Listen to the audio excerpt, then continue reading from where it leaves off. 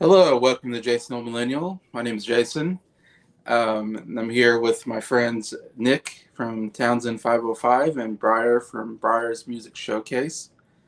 And we are coming together to do another live stream. This is kind of a continuation of some live streams we've done already, where we went through our 50 essential albums of the 60s, our 50 essential albums of the 70s, our 50 essential album of the 80s. And Scott joined us for those three. Um, but it felt like there was a lot of albums we didn't get around to. At least I felt that way, especially the 70s. There is a ton of 70s albums I absolutely love. Did not get into our 70s list because there's just too many great albums.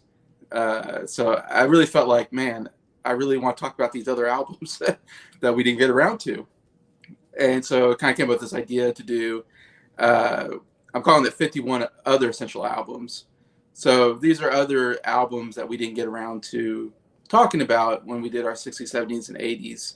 So we already covered 150 albums. So we're going to get 51 more. So we got 201 albums, which doesn't even, that's, what's the word? I mean, that's just the, tip of the iceberg kind of thing of what Bryer owns, and Nick, I mean, that's just a fraction of what they own an album. So I'm sure we can go on for a long time on our favorite albums.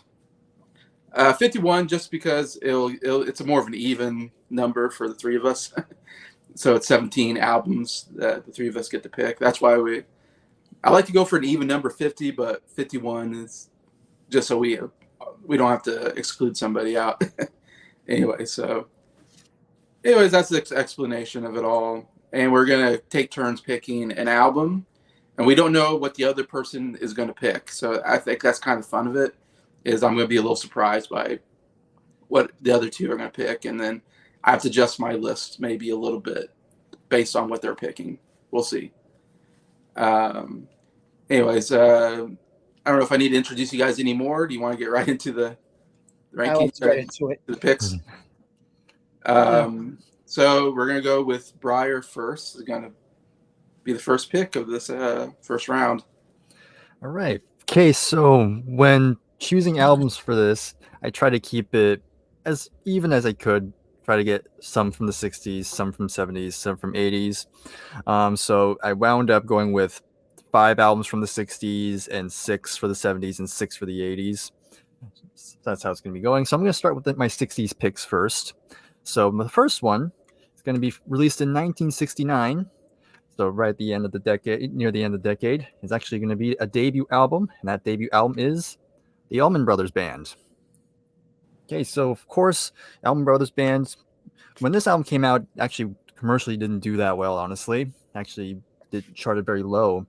But years later, it's kind of garnered some recognition, and to many people, this is like the beginning of what many people classify as Southern rock, because of course they were from the South, and they've just played some great rock music. Of course, you have Greg Allman on keyboards and lead vocals, and of course you have his brother Dwayne Allman on guitars. And in his right, Dwayne Allman's kind of become a great big guitar, one of the most famous guitar players in his own right. But yeah, just had only 7 tracks here, and just some really great guitar work throughout. Just mixing, just like I said, rock, some blues, a bit of soul, a bit of jazz as well, and just something kind of pretty different from when at the time. And yeah, just has some pretty well-known songs. Probably the most well-known song on this album is "Whipping Post," which is kind of a live staple for them. But yeah, other than that, it's just it's just a classic one, and yeah, just kind of had to throw them in because some good stuff there. Yeah, it's good because we didn't get any Allman Brothers albums, I think, in our other ones. So yeah, that's good. Get them in there. Yeah. All right, Nick, you got second choice? Okay, my second choice is going to be a Kinks album. This is their first album of the 70s. Fitting, we're talking about the Kinks, and on my channel, we just finished our Kinks series. We know a little bit about the Kinks, yeah. Yeah, I'm going to go with Lola versus Power Man and the Money yeah. Part 1. I looked at our 70s list. I'm like, I didn't pick that album for You didn't our pick list. that? Wow. I was bamboozled. I was Yeah. shocked. I was really, really shocked on that. I'm like, this isn't a. Thanks, Bryer, for showing that album. I was shocked. I was really shocked. I'm like, that's like one of their best albums, and I was really shocked. I'm gonna keep saying how shocked I was, but great album. Lola has grown on me significantly. Love that song now. A lot of great songs. Strangers, great song. Dave Davies sung that song, which, in my opinion, is a really underrated singer. Contenders, Top of the Pops. I love that song. It's number one, Top of the Pops. Uh, Money Go Round is a fun Paul McCartney esque track. Rats is a great rock song. Power Man is great. Just a great way to introduce themselves to the 70s. Very underrated rock album, too. Yeah. And I think we covered a lot of Kinks in our last. I think we had at least, I want to say 3 or 4 Kinks albums already on the list, and we didn't get Lola on there. Well, it was only I had the 3 albums from the 60s, Something Else, Village Green, and Arthur, but I didn't get this album for some reason. I don't know why. Yeah. Yeah. Yeah. Definitely need to be on there. All right. So I'm going to get third. So I'm going to have 2 albums in a row to talk about here. Yeah. First album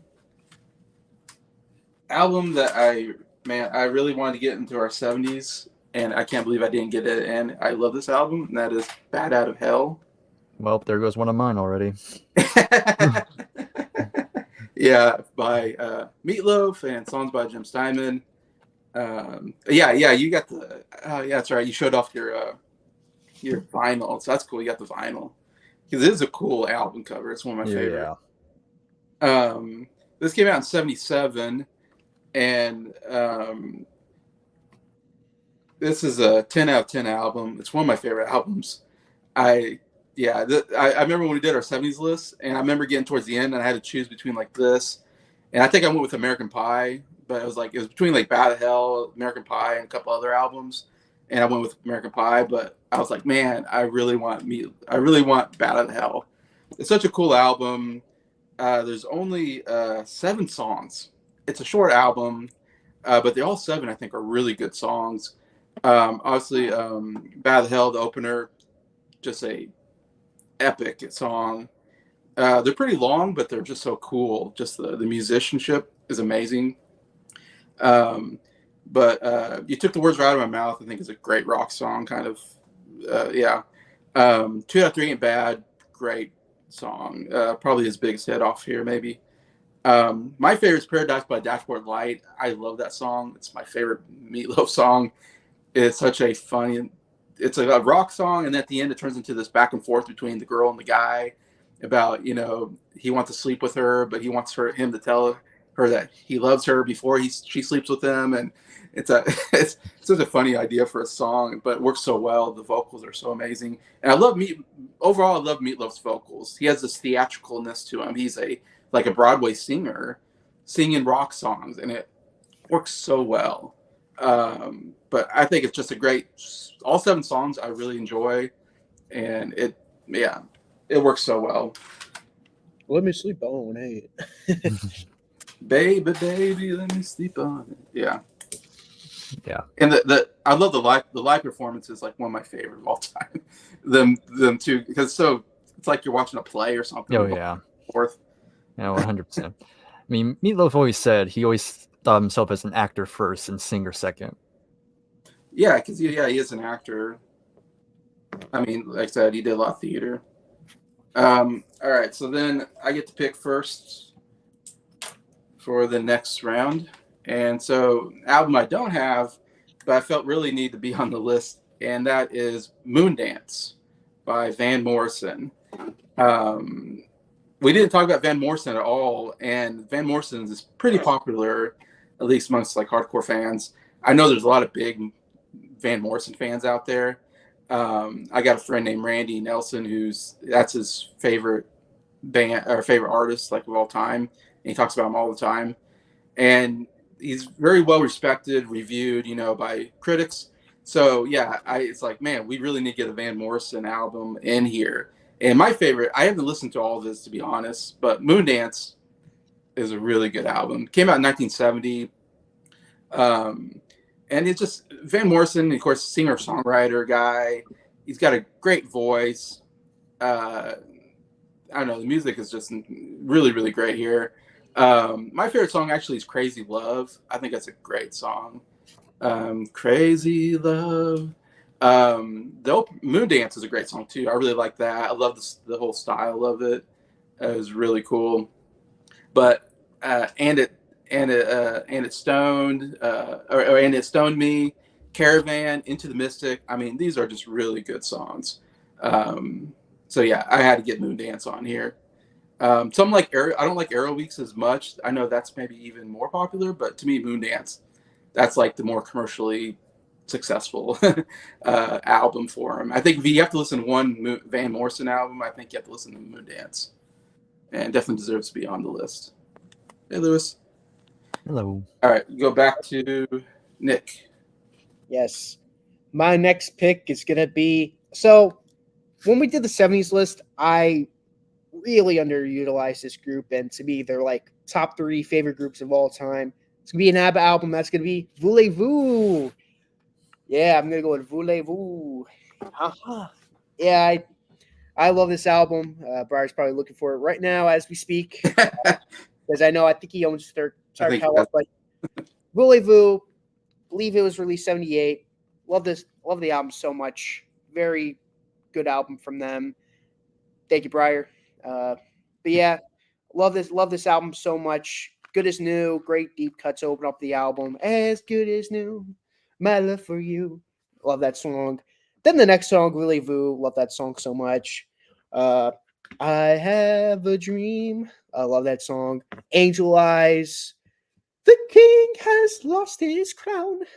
Great way to end off side one. Side two is even better.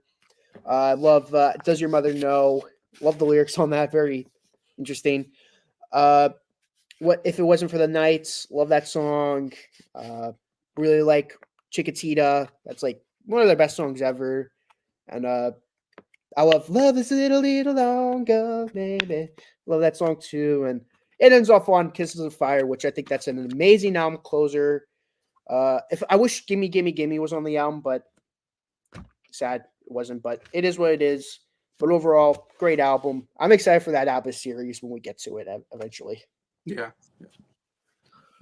That's good because I think the only ABBA album we have was Arrival. I think on the list, so this would Yeah. be our second ABBA album. So good need represented ABBA.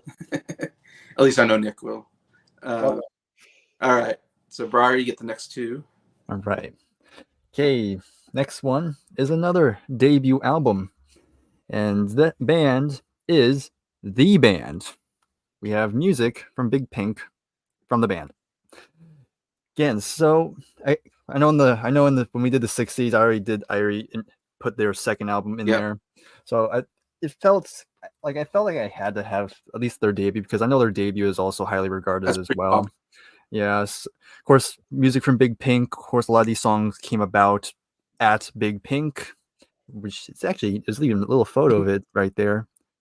So that's kind of nice. Yeah, 'cause it is a strange album title to me, but Yeah, kind of like an in joke for them.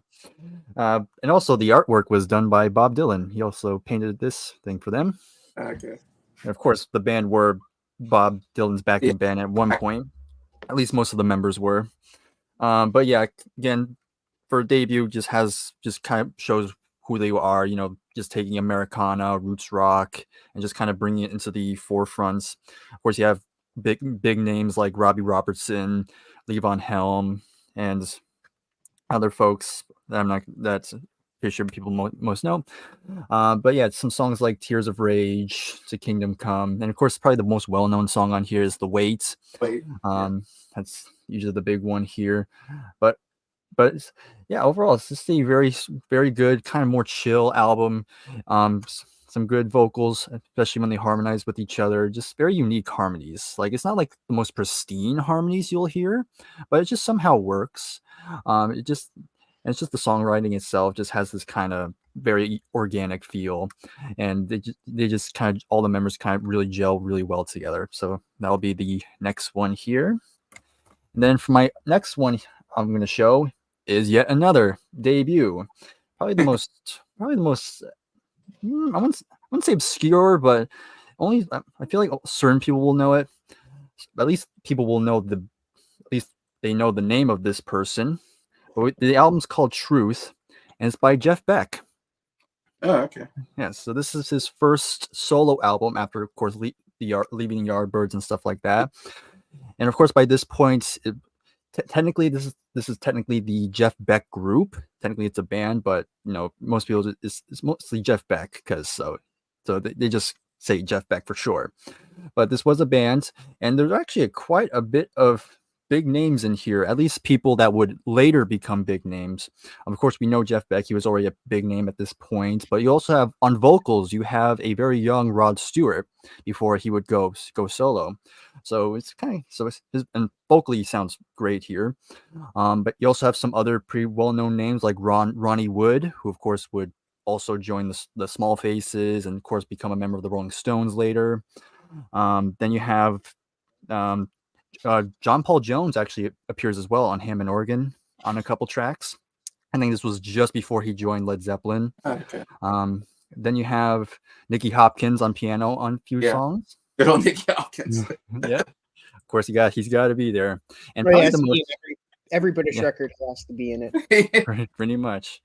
And then there's also a little hidden fact. Most people didn't actually know this at the time because they didn't use his name, but there was a guy, and they credited him as You Know Who on drums, and that You Know Who was Keith Moon of the Who. I think Baltimore. Oh my god, so Yes. cool. He's only on one track. The track is Beck's Bol. I don't know how to say it, but Beck's Bolero, something like that. So he left the Yardbirds and like put together this all-star band, or what? I guess it's just people he knew. Just hey, Right. why don't you come in and be on my album? And they're like, sure. Yeah. Wow. It's kind of like that. But yeah, it's a very, very good album. Again, of course, it's Jeff Beck, so of course there's gonna be some nice guitar playing, of course. And yeah, a lot of the music is pretty strong as well. There's a couple instrumental tracks, but overall, when the vocals come in, it's definitely a nice addition too. So this is a pretty good album. I recommend checking out a little bit. Is he more bluesy or? Yeah, I'd say he's more, especially at this point, he was more blues. But of course, his career goes through many changes throughout his entire career. Yeah. This is the first album that I have no idea anything about it. So Bryer always brings something that I'm like, I know nothing about this album or this artist. So you did it again to me, Bryer. You're welcome. All right, now back to Nick. Well, so this next album is an album from the 60s. This is an album that I'm like, like I said, there's gonna be so many albums where I'm gonna be like, how did this not end up on? How did we not get to this? I know. That album's gonna be Surrealistic Pillow by Jefferson Airplane. Finally, after so long, we finally get the airplane on here. The airplane landed. Yes, this is amazing album, of course, from the 60s, from the San Francisco psychedelic period. Of course, as Jefferson Airplane fans would know, and any of you fans out there will know, Jerry Garcia of Grateful Dead was the person responsible for naming that album. It was like, this music is like a surrealistic pillow.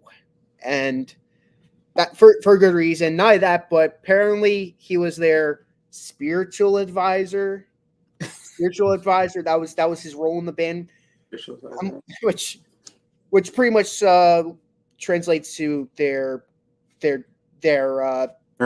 Lots of drugs. Lots and lots of drugs. So yeah, this is like a chill album. Of course, the two biggest songs on it, Somebody to Love, White Rabbit, those are like the two best known songs. But the other songs to me are great too. She Has Funny Cars.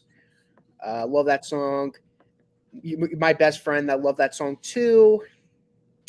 My favorite song, my two favorite songs on the album, "Coming Back to Me" and "How Do You Feel." Those two songs are masterpieces to me. And the album closer, "Plastic Fantastic Lover," is a funny way to end off the album. It's like, "He's my plastic fantastic lover." It's like a Simon and Garfunkel. It's like a Simon-esque song to me, Paul Simon.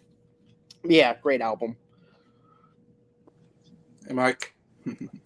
Three Legends. Three Legends. That's good, yeah, because we didn't get any Jefferson Airplane on the, and they're that's a classic like psychedelic record, I believe, or from what I know.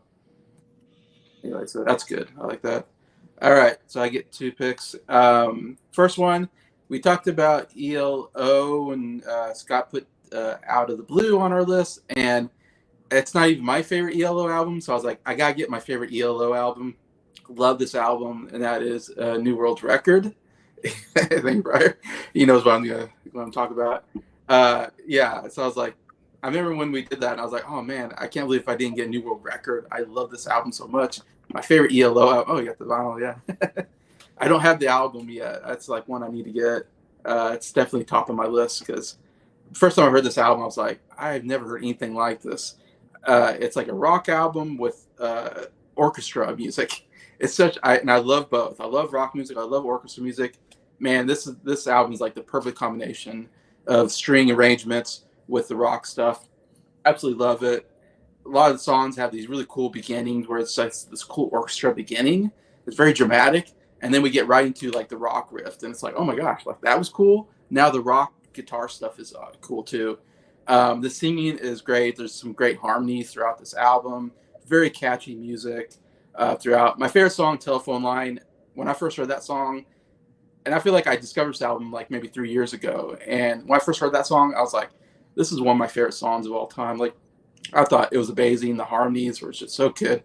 The doo-wop in there and kind of thrown in. And it's just an amazing song. Like, it was never a hit song on the radio that I know of. And I'm like, this should have been like a huge hit.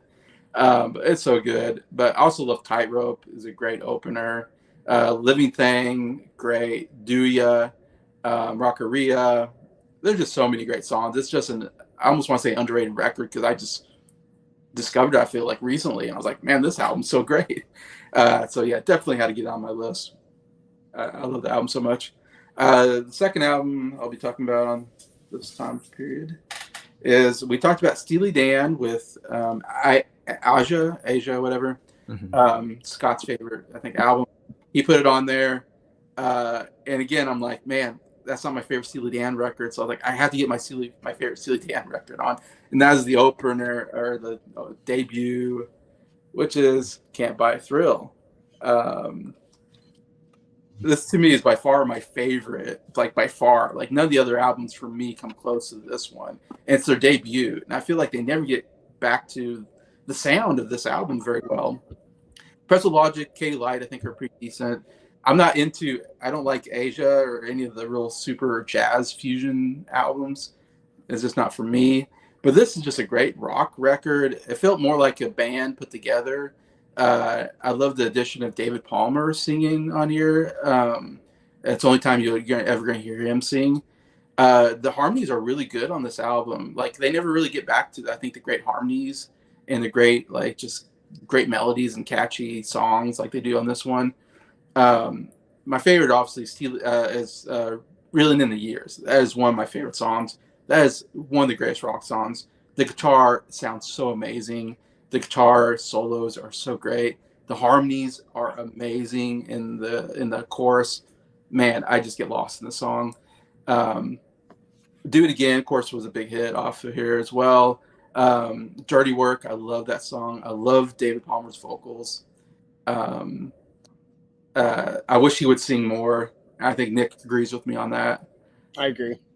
I wish I could hear more David Palmer. I thought he was great in that one song. And "Midnight Cruiser" is a really great song as well on here.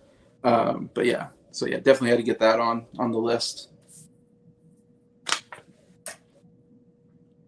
Okay.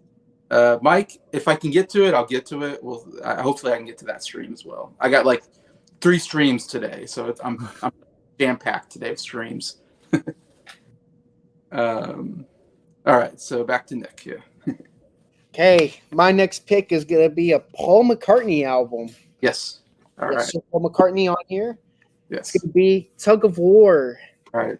1981 album. I think it was released in. I think I'm correct in that.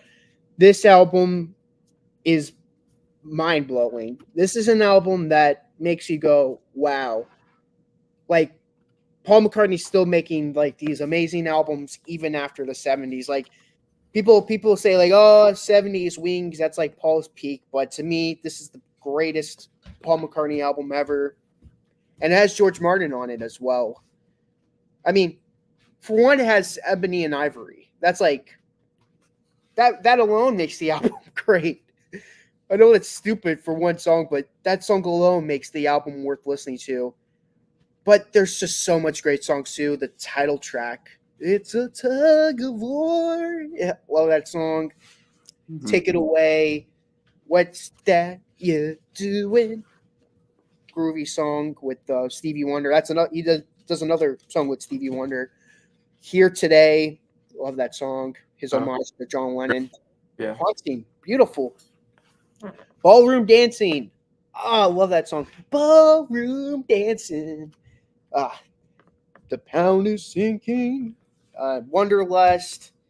I mean, this album it's like one of the greatest albums ever to It's me. underrated. And the fact that none of us put it in our 80s list is a crime in my opinion. Yeah. Yeah, it's a great one. All right. Back back to me. Two. Okay, these are my final two from the 60s here. So for me, next one. Now, I think we did have one album from this band. But it was actually surprising it wasn't this particular album. It's their most famous one, and the band's Cream, and it's this album, Disraeli Gears. Oh, it's a great album. Right. Okay, so of course, I mean, the album cover alone kind of warrants its induction because of just how iconic it's become. Very incredibly psychedelic.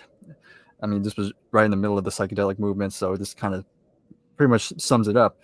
But of course, you have three of the most greatest musicians at that point. You had Eric Clapton on guitar, Ginger Baker on drums, and Jack Bruce on bass, and the three of them just created this giant power trio.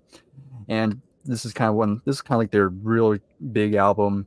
Of course, it has probably the most well-known song from them, which is, of course, "Sunshine of Your Love," with that iconic guitar riff. Oh man!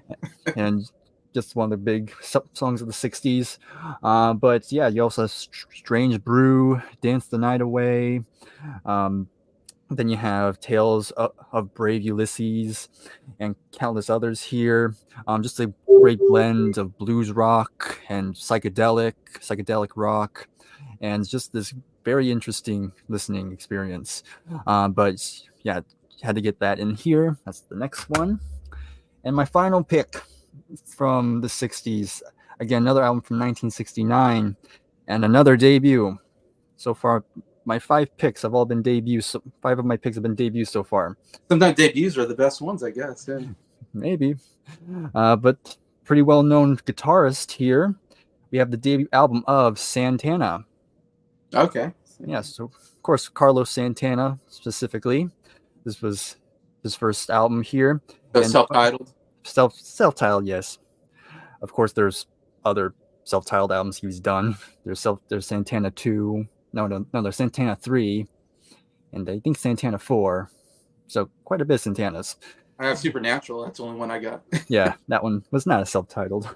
But besides that, but yeah, this is funny enough, before this album came out, he already made a big name for himself because he played Woodstock before this, and that was kind of where he got a huge amount of exposure. And then when the album came out, it was a pretty big success. Again, great blend of blues, jazz, Latin influences as well, and just kind of create this great blend here. And of course, you have great guitar playing. Of course, I mean, Carlos Santana is actually one of my mom's favorite guitar players, so of course, she would probably probably be upset if I didn't have Santana here. Yeah, he should But be right. Yeah. yeah, it's a really good musicianship here. Again, a lot of it's instrumental stuff, and whenever there are lyrics, usually it's like Spanish type of lyrics. So it's kind of interesting. I think it sounds very nice. But yeah, I just had to represent Santana here. So that's my last pick for the 60s. So we didn't talk about Cream before? I could have sworn. I'm looking at the list. I think you did, but I think it was Wheels on Fire. I'm looking at the list. Wheels of Fire isn't on it. I said I think we talked about Cream, so. Oh yeah, okay. I might be wrong, but I've talked about it quite a bit, but I'm looking at the list right now. I don't see Wheels of Fire on it. I don't remember. But Cream definitely should be on here. So, well, thanks for bringing up Cream, Bryer, because I'm bringing up Wheels of Fire now. I think this album is essential. I mean, I have to have Wheels of Fire on. It's like one of the greatest double albums, in my opinion. Okay. The first disc is not live. That's the second disc. Take two. First disc is studio. Of course, the opening track, White Room, epic opener. I think it's supposed to be homage to Brave Tales of Ulysses. So, if I'm correct, and great song. Of course, I think "Sitting on Top of the World," one of the greatest guitar moments ever from anyone. It's a blues cover, but it's one of my favorite. It's like probably I think it's my favorite Cream song of all time, even though it's not written by them. Of course, I think "Passing the Time" is amazing. I really like "Those Are the Days." Love that song. "Press Rap" and "Warhog." Love that song, even though it's just a spoken word thing by Ginger Baker. Love it. "Politician." Love that song. "I'm leaning to the left." Or I'm on the left, but I'm leaning to the right. Love that song. Live disc is even. I think it's amazing too. It's just as good, if not better. I think their version of Crossroads is amazing. Love that song. Their live rendition of Toad, Train Time, great tracks, and to me, it's just this big epic double album that I don't think many people talk about enough. I know my favorite, besides of course my friend group, I'm going to be biased. I think they have the best YouTube channels, but besides them, my two favorite YouTube channels, as it should be, and Abigail DeVoe. DeVoe does a video on Wheels of Fire. She likes the album too. I love the album as well, and yeah, love this album. Yeah, awesome. 2 Cream albums. Yeah, great psychedelic rock. I have the greatest hits. That's all I can say on Cream. All right, so I got 2 picks in a row. First one, this artist is so not represented in our. I can't believe we don't have. We only have like 1 album, I believe, from this artist, and that's Elton John, which is like criminal because this guy is like one of my favorite singers and greatest artists of this 70s, mostly 70s period for me. Scott did put his Elton John self-titled album in our list, and I got to put my favorite Elton John. I can't believe this isn't on our list. This has to be on the list, and that is "Goodbye Yellow Brick Road." That was another pick. I beat you to it. Yeah, this is amazing double album. Came out in 1973. Yeah, I just like, wow, this is definitely essential of this period of time. Love Elton John's vocals, love his piano playing. Again, double albums are hard to, sometimes double albums are too long, but I feel like this one's definitely one of my favorite double album. Obviously the title "Goodbye Yellow Brick Road" is an amazing song. One of my favorites is "Bending the Jets." I love that song so much. It's so fun. That piano, bum bum bum bum bum. Love it. And his vocals are just Benny, like how he hits with high notes. Love it. "Candle in the Wind," one of the great kind of sad ballads of all time. I mean, come on. Saturday Night's All Right for Fighting is another fun song, I believe, on there. I believe Grace Seal is on there as well. It's another great, like, underrated song. Anyways, amazing song. There's a ton of Elton John albums you probably could put on this list, but so I was like, man, we got to get more Elton John on here. So we got to get Yellow Brick Road. And there's other albums that probably could fit on here as well, but at least we got to get that one there. Another artist I thought wasn't represented enough on our list that I feel like I had to get another album of his on here, and that is Neil Young. And I had to get After the Gold Rush on here. I put Harvest on the list in our 70s last time, and I'm like, there's a couple Neil Young albums I absolutely love, and this is another one. Came out in 1970. It's got, I think, maybe his best rock song of all time, Southern Man. Love that. The guitar playing's amazing. It's amazing how he can do an acoustic kind of album with Harvest, and then he can hit you with some incredible electric guitar rock music as well. One of the great guitar players, in my opinion. Of course, After the Gold Rush, the titled song is great. It's a great piano piece that's kind of trippy a little bit. I don't know. It's the lyrics are a little strange to me, but man, his vocals with that piano, amazing melody. Also, Only Love Can Break Your Heart is an amazing song. I absolutely love that song on there. But yeah, it's Neil Young. Vocals are great. Guitar playing. Yeah, he's one of my favorite of this period. And he's back on Spotify, so I can listen to him again. It's so great. Can't get enough of Neil Young. I mean, Crosby, Stills, Nash & Young, Buffalo Springfield. I mean, he's one of the greats. So that's my two there. So we'll go back. Nick. What pick are we on? Just curious.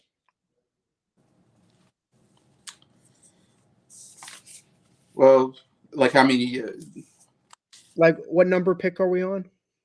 Well, 17 overall, but okay. Yeah. Never mind. I'll just go on. My next pick is gonna be. This is gonna be an album that I think is really underrated. In terms of like popular, because we had this one big album from this band. I think 99% sure it was Bryer who brought it up. This is going to be their fourth album. That's going to be Volume 4 by Black Sabbath. You got to get Black Sabbath in here. Yeah. I'm going to try to hit the three big eras of Black Sabbath on this essential list. First, I'm going to go with Ozzy Osbourne. I'm going to go through the big three singers. I'm going to go with the first one. That's going to be Ozzy. Volume 4, and thank you for showing me the album cover. This is their Cocaine album, and this is an awesome album. It opens up with Wheels of Confusion, and right away it's like this epic 7-minute hard rock track, this metal track that I've always loved. I really love that song. I think it's better than War Pigs in my opinion. Love that song. Next song, Tomorrow's Dream. It's an epic song. Oh my God. Changes. I don't care what you haters say. I think that's an amazing ballad. I think that song's amazing. Supernaut. That drum solo in the middle never gets old. And then the last song I want to mention, Under the Sun. This song is crazy. Like the first lyric is, I don't want no Jesus freak telling me what it's all about. To me, it's a crazy lyric to open up a song, but yeah, this is an epic album and definitely one of their better albums. I will say, Sound Effects FX we could get rid of that track. That could go away, but rather than that, perfect album. Nice. Yeah, you put Paranoid on, I think, last time. Yeah. And that was your 6th album pick, Nick. Okay, thank you. All right, back to Bryer. More on Black Sabbath later on. Not now, though. Okay, so in the 70s. I'm in the 70s now. Right. And so my next one is actually, I was debating very hard on this one because there were 2 albums from this band I wanted to put in. And I can't remember if this album was in there or not, actually. So it's by Aerosmith. And there were 2 albums I was torn with. I could either go with my favorite one or the popular one. And so... Yeah, it's always hard. Yeah. ultimately, like literally last second, like there was one point where my camera turned off because I literally changed my mind last second. So ultimately, I went with the popular choice. Of course, we're going with Toys in the Attic next. That's good. Hey, right. So, you know, when people think Aerosmith, especially in terms of their early stuff, this is usually the album people go to. I mean, it has three of probably the most popular songs. Of course, you have Walk This Way, Sweet Emotion. Even the title track people seem to enjoy a lot. Um, but yeah, it's just this is pretty much them pretty much really finding their stride at this point. Just great guitar work from Joe Perry. And Steven Tyler, of course, vocally strong as ever, screaming up a storm as he always does. Um, but yeah, I already mentioned some of the big songs, but other songs like Uncle Salty, Adam's Apple, No More, No More, and then you have Round and Round, probably the heaviest song on this album, which is very cool. Then you have some weird songs like Big 10-inch Record, which is kind of like okay, kind of I get what you're trying to do there, but but anyhow, but other than that, it's definitely a really good hard rock album from the 1970s. So that's gonna be the next one. Did we get any Aerosmith on I before? I don't remember. I don't think we Nope. did. I'll look on the 70s list. Yeah, maybe sure. Maybe I can do rocks if we did, because that was my second choice for them. I'll look while you're talking about your next pick, Dryer. I said Yeah. because we definitely need Aerosmith on the list. I'm glad you chose that. Nope, no Aerosmith. Okay. Wow, man, yeah, we definitely need Aerosmith. I didn't even think about Aerosmith. Mm. All right. Okay, for my next pick. So this was the one that had to replace Meatloaf. So Your replacement, yeah. and I need to find a replacement for Elton John now. So there's that. Okay. But my next pick, I know we've had this person before, but usually in the 60s. But I don't think we got any of his 70s albums, and that's Bob Dylan. And I went with my favorite Bob Dylan album with Blood on the Tracks. Yep, it's my favorite one. I think it's has some of my favorite songs on here. Of course, by this point, I know he was kind of going through some personal things. I think he was going through a breakup at this time, so a lot of the songs kind of have that melancholic feel. Which again, I'm a sucker for those type of stuff. But yeah, you have some big songs like "Tangled Up in Blue," which is a great opening song. I mean, the storytelling in that is just legendary. Then you have Simple Twist of Fate, great follow-up song here. Then you have a song called Idiot Wind, which is kind of a don't know what Idiot Wind means, but I don't know, when he sings it, it kind of sounds good when he just sings it. Really pouring his soul into that one. Then you have some songs that, you know, some of his longer tracks, which he normally does. I actually kind of like Lily, Rosemary, and the Jack of Hearts. I think I really enjoyed that one. Yeah, it's a longer track, but again, it's one of those songs where you don't really get tired of the melody of it. Yeah. Another one of my favorite songs on here is "Shelter from the Storm." Love That. Never. Yeah, I love that. Love the tone of it. That's something you can play when it's raining outside and just kind of watch the rain come down. But yeah, 10 songs here, and I pretty much enjoy every song here. Yeah, I just had to get some more Bob in here. Even though he's not the greatest vocalist ever, I mean, you can still sounds earnest. You can hear the earnestness in his voice, which I like. 100%. I think we got Highway 61 Revisited and Blonde on. So this is definitely, these are the three big ones pretty much for Bob Dylan, I think. Definitely has to be on there. Okay. My seventh pick is going to be News of the World by Queen. Yeah, not enough Queen representation. And I'm going to put an end of that. We have to have News of the World on here. I mean, we have A Night at the Opera. Do the Stewie Griffin meme.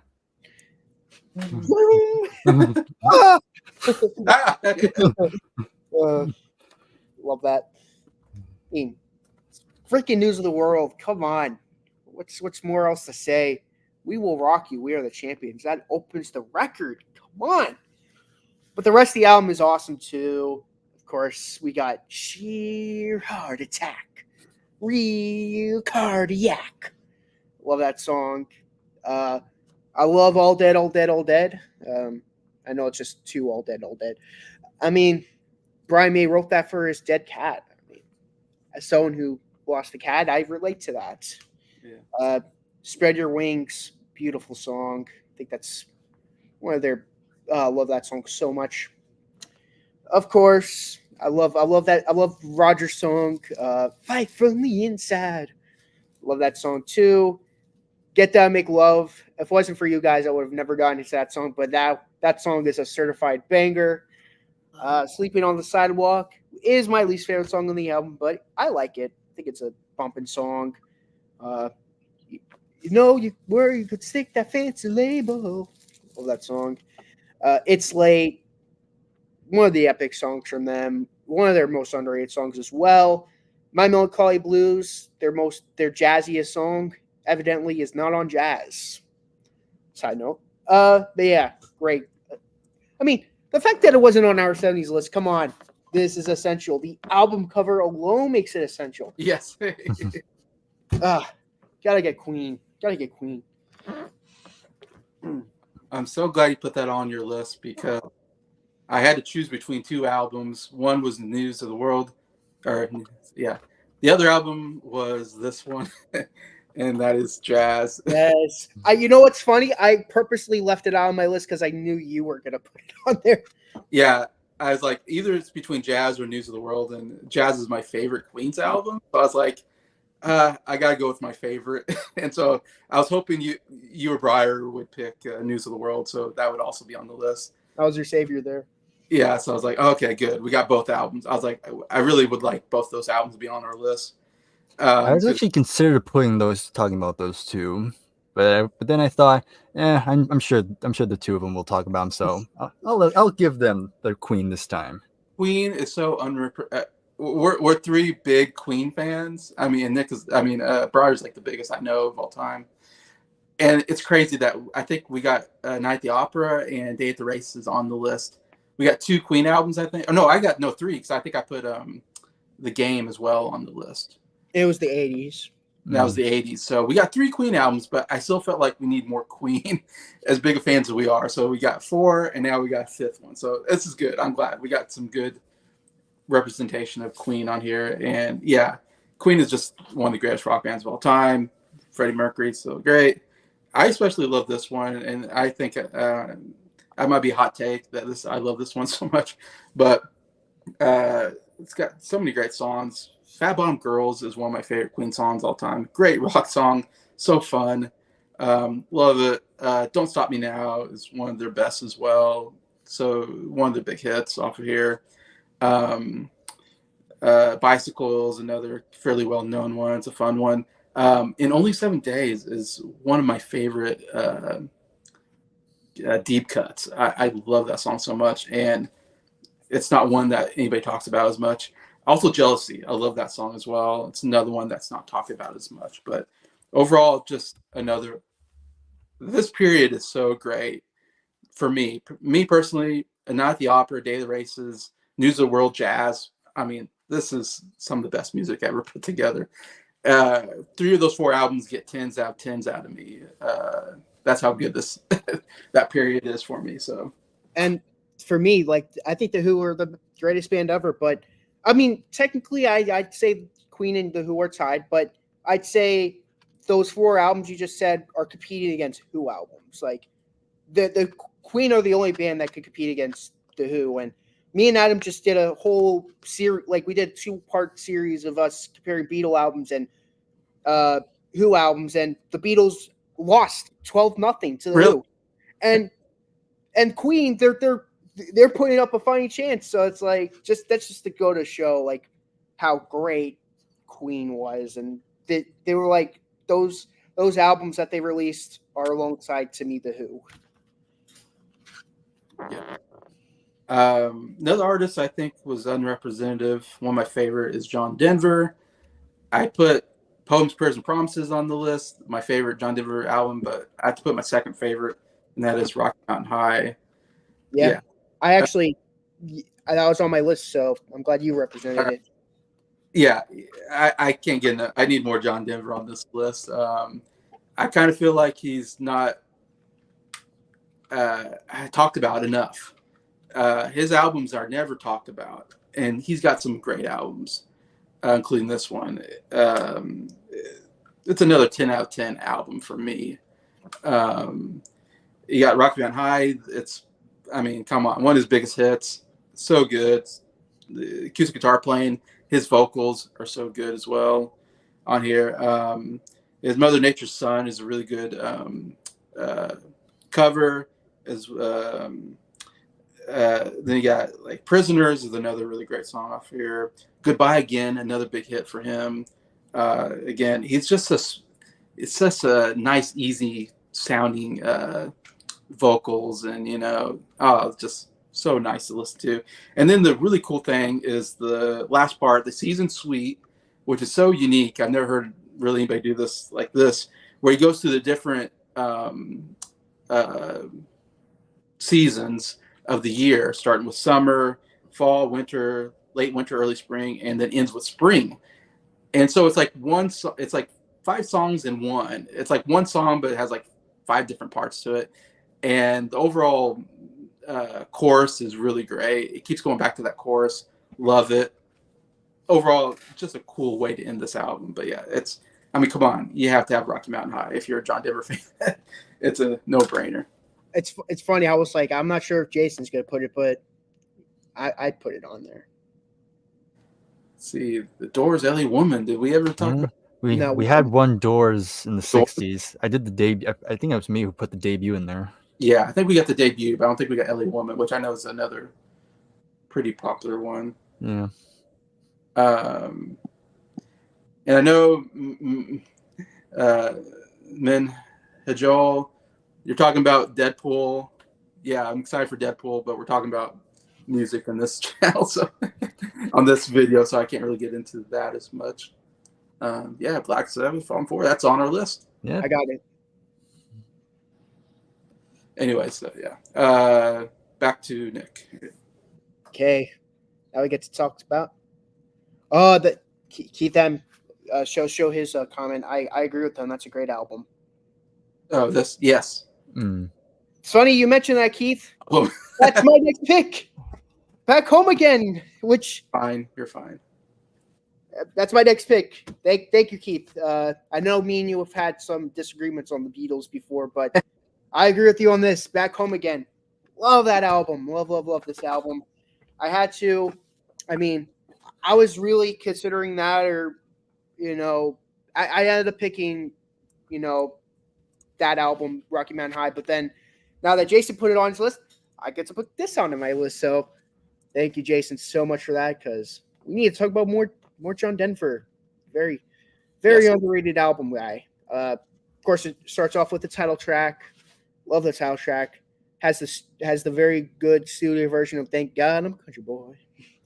But to me, the song that really stands out to me is Annie's song. Yes, the song is one of his best songs. Period. It's to me, it's very essential. Love it so much. I love On the Road. It's Up to You. Clips. A lot of other great songs, but to me, those 3 big songs is what really makes the album stand out to me. And yeah, I had to include another John Denver album. All right. That's good. Now that's my 3 favorite John Denver albums we got on. Yes. All right. Bryer. Okay, next 2 picks. Okay, from another debut. Big shock. Okay, and we're going back to some more Southern rock. Surprised we didn't get this band in here. They're probably the most famous Southern rock band ever. Skinner? Lynyrd Skynyrd, with their debut album called Pronounced Lynyrd Skynyrd. Good album, yeah. Yep, just had to get this one here. Of course, right off the bat, for a debut album, just pretty much sums them up pretty greatly. Of course, has some pretty well-known songs. Starts great with "I Ain't the One." But then you have some nice kind of a more ballad type with "2 Days Gone." Love the feel of "2 Days Gone." "Simple Man," another pretty big song here. "Give Me These Steps," "Mississippi Kid." But of course, the most famous song on here is the last song. Of course, it's "Freebird," probably the most one of the most well-known rock songs ever, especially one of the most highly regarded guitar solos ever. But even with the guitar solo, again, it starts out with that piano intro, just the great piano ballad type of first half before it goes right into the more rocks section. Just had to get some Leonard Skinner on here. Again, they kind of have a tragic history, of course, so kind of making up for not putting him there originally. Just a really good Southern rock album here, and they've had some other good albums too, but Yeah. I feel like that's the one I had to put in there. We didn't do any Leonard Skinner, did we? No. Yeah, so that's good. I'm glad you got. Again, I forget about him. I'm like, oh man, yeah, we gotta get Leonard Skinner in there. Yeah. I mean, come on. And here's another debut. Okay. I don't know why. I did not plan that. Yeah. Most of my picks are debut albums, but here's another genre that probably should be represented, and of course is punk. Okay. And this is probably one of the most famous punk bands of them all. We have the Ramones. With their debut album from '76, I believe. Of course, the Ramones, they're pretty much, like I said, they're probably the most well-known punk bands, especially were one of the big bands to really spearhead punk rock in the mainstream, especially here in America. There's debates on which country started punk. Some people say England started it. Some say America, that the Ramones were one that really spearheaded it. So there's debate with that, but regardless, this is definitely one of the big albums from this period. Of course, probably starts out with their most famous song with Blitzkrieg Bach, like "Hey, oh, let's go," just right off the bat. Then you have other songs like "Beat on the Brats," "Judy is a Punk," "I Want to Be Your Boyfriend," which sounds unpunk-like, but surprisingly worked. But then it goes back into the more what you expect from punk type stuff, like "Now I Want to Sniff Some Glue," which is kind of a drug song, of course. Then you have 53rd and 3rd, which is a sex corner in New York where a lot of sex goes on. But yeah, just you can hear the aggression. It's all about the attitude at this point, and just a pretty well-known album from this genre. So there you go. Daniel says the Stooges were the first punk. Yeah, they were kind of more. They're more like proto-punk. Like they kind of would inspire a lot of punk bands, but I wouldn't say they're full-blown punk quite yet. It's kind of like an infant punk, shall we say? Of course, the Kinks were the first band to inspire proto-punk. With your another band that gets lumped into that also kind of part of the history of punk is like MC5 with their like "Kick Out the Jams" is kind of like it's considered like an early punk sound. And that was like mid '60s as well. Yeah. Okay. You got like the Clash, I think. Is Sex Pistols punk? I don't know. Yeah, Sex Pistols is punk. Yeah. John Martin London Conversation. I'm not sure what that is. Yeah, I don't know that one either. And we did talk about the big. I already talked about that one already. Towards the beginning of our list, so we did get that one on there. And Adam's here. Hey, Adam. You can't be proto-punk. Yeah, I'm not sure what to say. I don't know much about punk or proto-punk, but it is either or it isn't. All right, Nick. Okay, this is another album I'm shocked wasn't in our 70s video. This is going to be London Calling by The Clash. 1979. Of course, it's their epic double album. This was their breakout album, really. I know Combat Route was like their million-selling album, but this is like the album that really put them forth as one of the album, the band that matters. The only band that matters, I think, if I'm correct. And for good reason. I didn't like this album when I first heard it, but this is an album that really grew on me. This is a 10 out of 10 album. The title track is epic. London Calling. Love that song. Jimmy Jazz, Rudy Can't Fail, Spanish Bombs. It's a fun track. I wouldn't consider this to be a punk album because I feel like there's just so much variety thrown in your face. Like I'd say London Calling, Guns of Brixton, Train in Vain. I'd say those are like the real punk songs, but of course I'm probably missing a lot. I haven't heard this album in a while, but this isn't really a full on punk album. There's like so much variety, so I had to put this in the list just for how much variety there is. Yeah, that's a big one. Definitely should be on the list. Yeah, probably their biggest album. And their album cover and the album cover too that Bryer showed, it's like iconic. It's Yeah. a very iconic album cover of Oh, yeah. of the guy trying to break his bass. All right. My next two. Another band I feel like is one of my favorite bands that kind of got unrepresentative on other lists, and that is the Eagles, which I know we got Hotel California on there, which is my favorite album, so I'm glad we got that on there. But my second favorite album actually is one called One of These Nights from 1975. This is another amazing Eagles album. Eagles, I went through the discography recently. Love almost about every album except for like the first and last albums.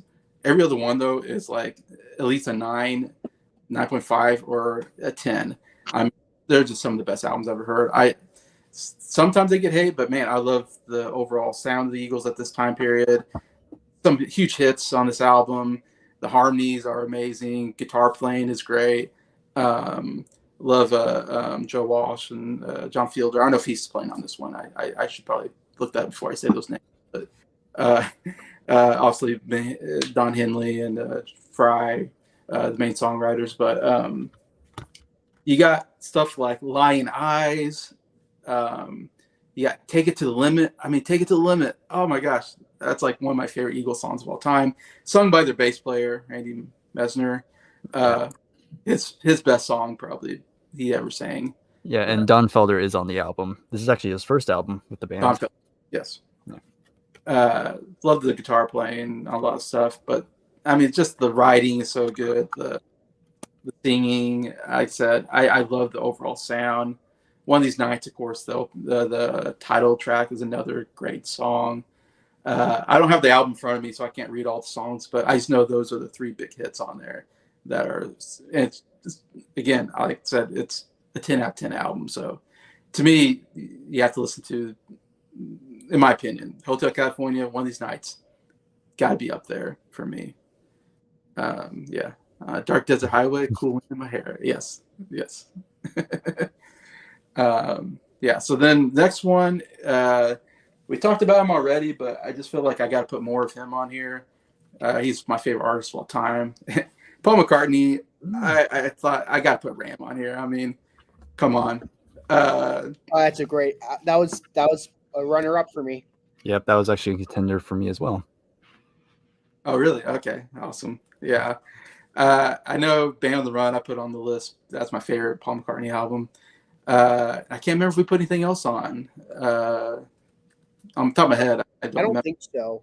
But of course, we got Tug of War on there, another great album. We have to. And so good. We got more. As like we did.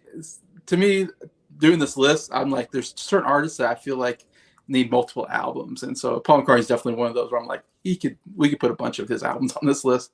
And Ram is definitely one of his most popular right now, I think. I heard it wasn't as popular when it came out, but like over time, it's become one of the. Anytime I see a list, Ram is usually at the top of the list of Paul McCartney albums, and for good reason.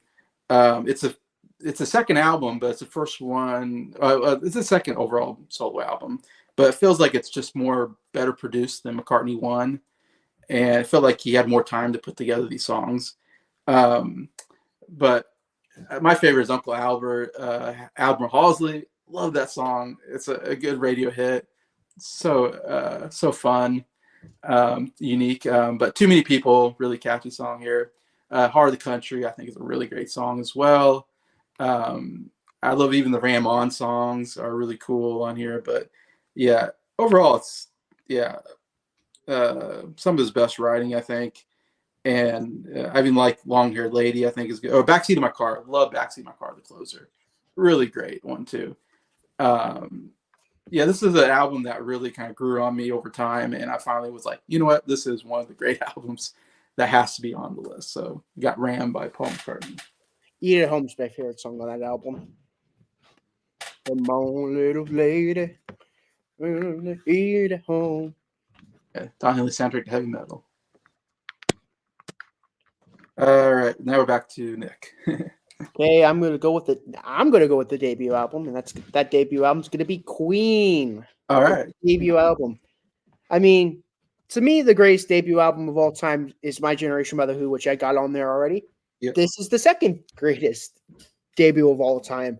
Ironic because it's like my two favorite bands.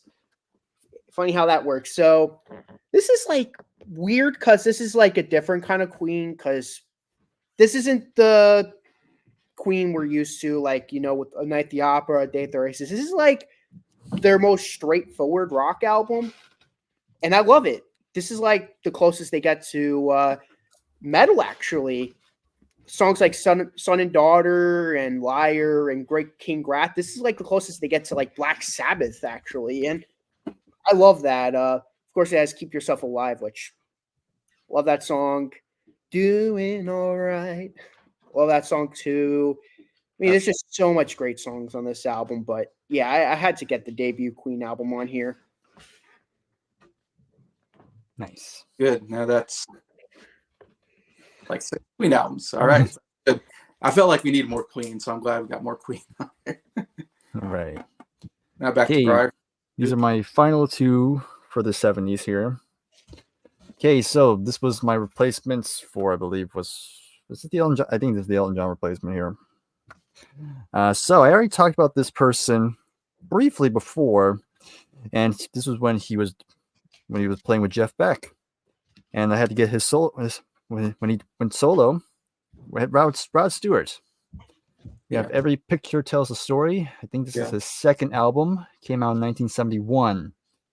And of course, this was his real breakthrough. I know he released an album before this. His debut didn't really do much, but this is kind of when he was finally able to get that bit more of a commercial success. And I always dug Rod Stewart. I always thought he has a good voice, very raspy, kind of has a bluesy, soulful type of thing to it, which I always dug. And very unique too. Like you hear Rod Stewart, you definitely can't unhear him. But I think it's kind of nice. He's got a unique. Right. So this is kind of like a folk rock sort of sound still on that he was doing around this time. Again, you have Ronnie Wood, who would, of course, one of his big collaborators, again, providing lots of guitars and other instruments on here. And some good musicianship on here. Again, you have the title track to start off, a good kind of more fast-paced, kind of a good way to open it up, very upbeat. Then you have Seems Like a Long Time, another pretty nice song. That's All Right, very fun track. Tomorrow Is a Long Time. Then probably the biggest song on here is Maggie May, which of course was based on a true story, and when he made love with an older woman. That was an interesting. Yep, good old Rod. He always had a way with women. But yeah, you also have Mandolin Wind. Very nice. Probably one of my other favorite songs on here. Very breezy type of track. Has a nice laid back feel to it. Almost has not quite a Going to California type of feel, but vibe wise has a very similar edge to it. But yeah, and the last couple songs are pretty good too. But overall, it's a very nice folky, breezy type of album. Just a nice album to just relax to. That's my next choice. And now my final 70s pick is this one right here. I actually don't remember if he actually put any albums from this band, but had to get this big one from here. It's their most successful album. Came out in 1979. And that is Supertramp, Breakfast in America. We didn't get that on there? I don't think so. Wow. Let me double check because I could have sworn it was you who put it on too. Oh, describe the album while I'm looking. Yeah, so of course, this, like I said, it's their most successful album. This did huge business. Of course, they've released albums before this, and there's some really great albums there as well with Crime of the Century, even The Quietest Moments, and Crisis What Crisis. But this has always kind of been my favorite. I think it's a great, more commercial, very pop sort of sound, but still has that Supertramp quirk about them. Like it's not like your traditional type of pop music. Um, Very keyboard heavy. And a lot of the lyrics are very introspective. Of course, you have Gone Hollywood, great opening song, and then pretty much the next three songs are some of their most well-known tracks, like the Logical Song, Goodbye Stranger, and the title track. So like three songs in a row, like some classics there. Then you have Oh Darling, which is a nice way to kind of close side one. Then you have side two, which starts off with another one of their big songs with Take the Long Way Home with the harmonica, and just a nice, good, catchy chorus to it. And side two has a lot more deep cuts, but I think the deep cuts are also very strong, like the Lord Is It Mine. Then you have another one of my favorite songs on here with Just Another Nervous Wreck. Then you have Casual Conversations and closes out with Child of Vision. To me, it's a great kind of pop rock, progressive pop, whatever you want to classify this album as. And also another example of album cover is another big reason why to get this in here. So there you go. That's my last pick of my 70s choices. Nice. Well, me and Jason were communicating in the private chat. I got to rapid fire my last 7 picks because I got supper. I don't want to hold them up on that. Sorry about that, guys. Couldn't stay any longer. First pick, Mamas and Papas, self-titled, my favorite Mamas and Papas album. My next pick is going to be Heaven and Hell. I got to go with the Dio album. That was my other pick. Yeah. Dio? Next one. Yeah, Black Sabbath with Dio on vocals. Black Sabbath. Oh, okay. Yeah. Heaven and Hell. Next one, I'm going to do my last Black Sabbath pick, which will be Headless Cross. I got to do the Tony Martin album. When Death Calls, enough said. I go with The Visitors by ABBA. That'll be the 4th pick. London Town by Paul McCartney and Wings. That'll be 5. Is a live album going to be... are we allowed to do a live album, Jason? Yeah, sure. Sure. Live at Leeds by The Who. So that's going to be another Who album. Yeah. Yeah, that was 5, I believe. Yeah. Number 6, I'm gonna. How much albums did I mention? I think you got one more. You got Mamas and Papas, Heaven and Hell, Headless Cross, The Visitor, London Town, Live at Leeds. I think you got one more left. Okay, cool. Foxtrot by Genesis. Had to get a Genesis album in. And yeah, supper's ready. Enough said. Thank you guys so much for having me on. Sorry for leaving at such notice. It's the only thing that sucks about these videos is that they take so long. But it was nice seeing you, Jason. It was great seeing you, Bryer. Hope to see you guys soon. Have a good one. Jason's great viewers. I'll see you guys next time. Bye, Nick. Bye. Okay, there's a lot to uncover there because that kind of came off real fast. Yeah.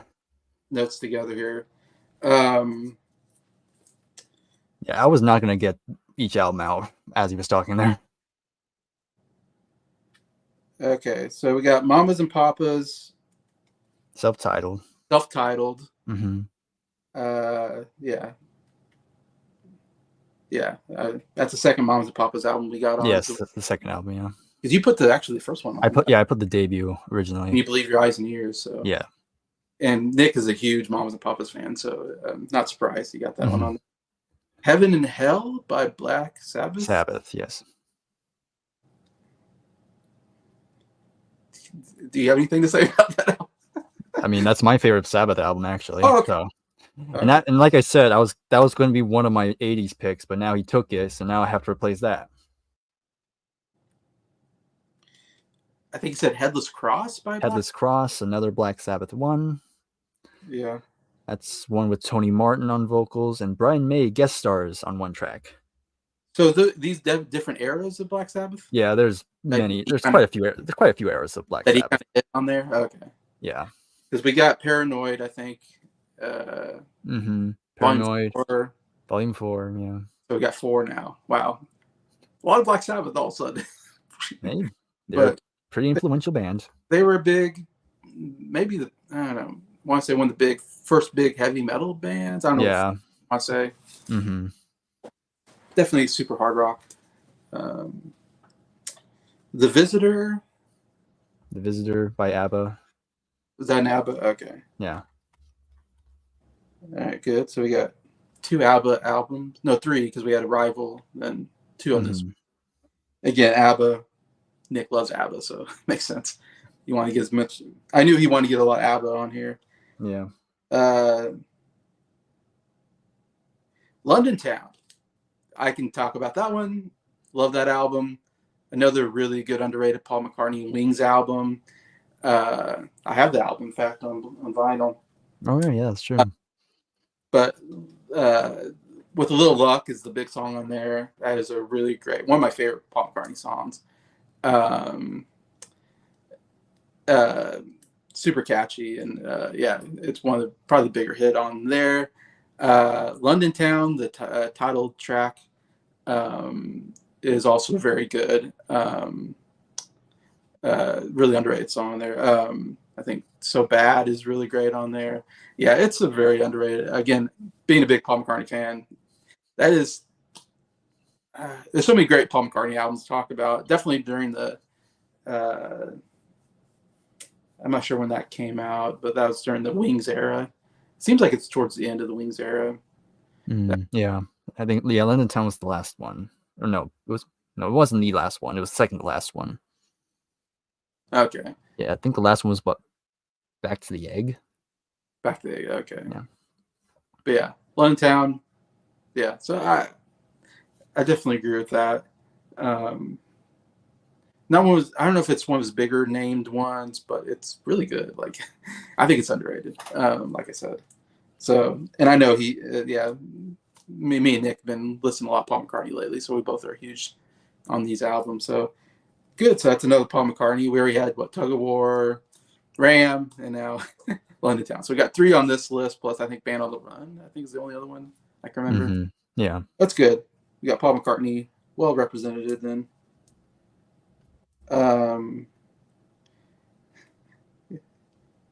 You got Live at Leeds. Yeah, got the Who album on our list.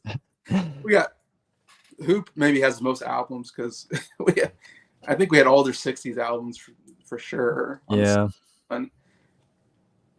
Probably all the I think I'm pretty sure we got all the 70s albums on there. And I know he put I think Nick also put the 80s ones too. Did he put Face Dances in the I know he put it. I think he put It's Hard. It's Hard. He probably did. I think we got every album except for like the last 2 probably. Yeah.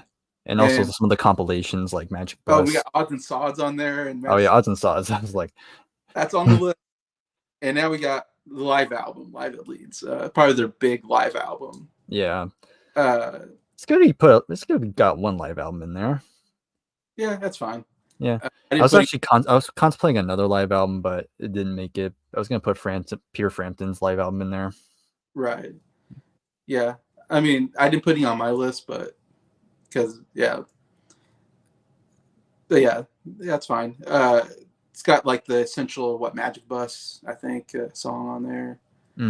That's kind of what it's known for, but yeah. And then Foxtrot by Genesis. We didn't do Foxtrot already? Wow. I guess not. Did we do any? I know it. I think we put some of the 8. Yeah, I feel like we put Invisible Touch. Yeah, I feel like we put Invisible Touch in there, but I don't think we put much of the 70s stuff. I can't believe it because that's one of the most. I mean, you and Nick love that band, and I just did a Genesis deep dive recently. Just the other day, I finished that. So Scott's a big Genesis fan too, so I figured we'd have a bunch of Genesis albums in there. But now I'm trying to think. Remember? Yeah. I know we put Yes in there.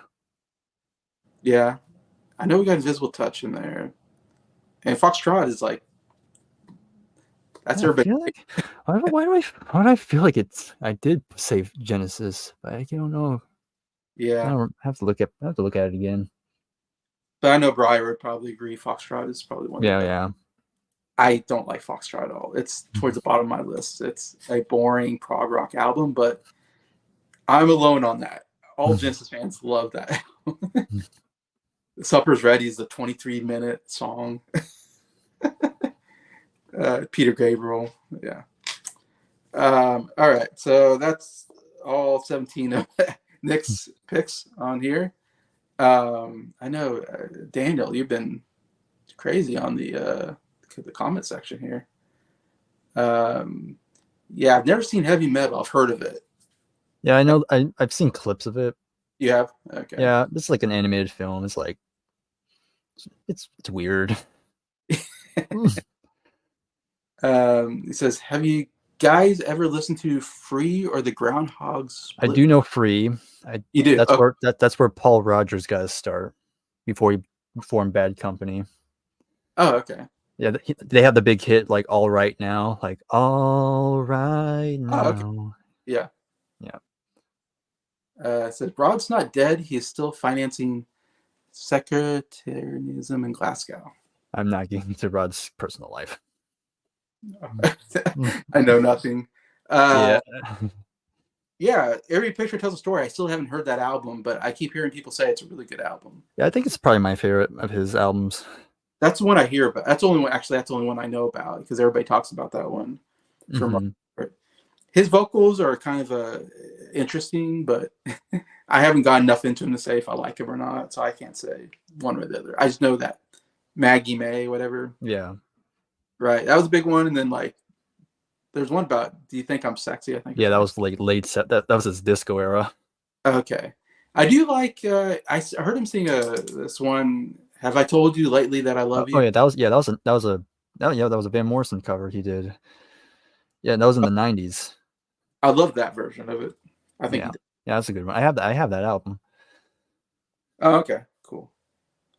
All right, and "Breakfast in America," yeah, great Supertramp album. Mm-hmm.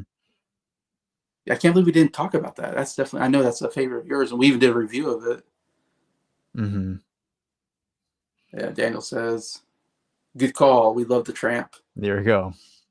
which makes me think you're not American, Daniel. Or I I wonder think if. he said, yeah, I think he had another comment later on that I think that kind of shows it.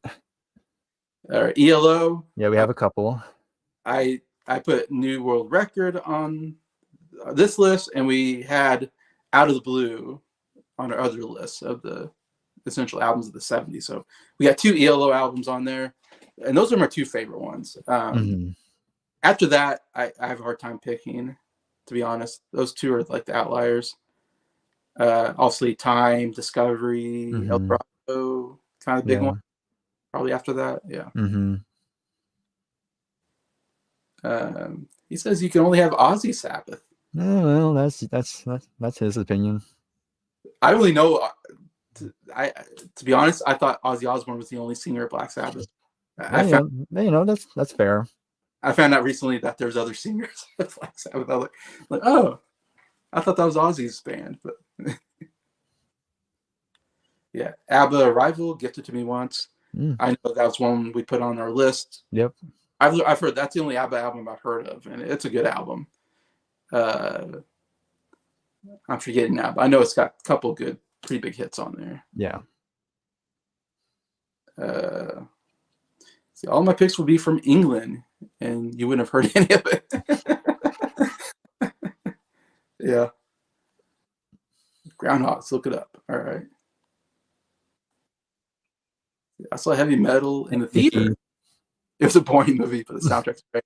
Yeah, I heard, that's usually the consensus I hear. Like the movie's like meh, but the soundtrack was good because you have I know Blue Oyster Cults, Black Sabbath, Journey were in this part of the soundtrack.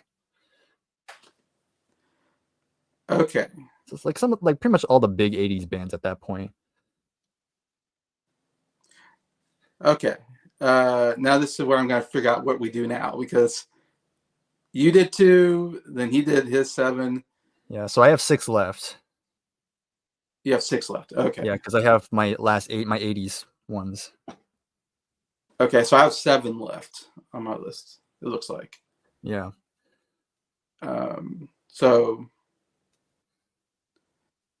I go next, I guess, and then Yeah, sure. Yeah, we can just keep going back and forth. go back and forth. Yeah. Okay. All right. My next pick is a band we didn't put on our list, which is another kind of criminal, that we didn't do this. Except I did. I think I put I'm pretty sure I put one of his solo records on our list, maybe.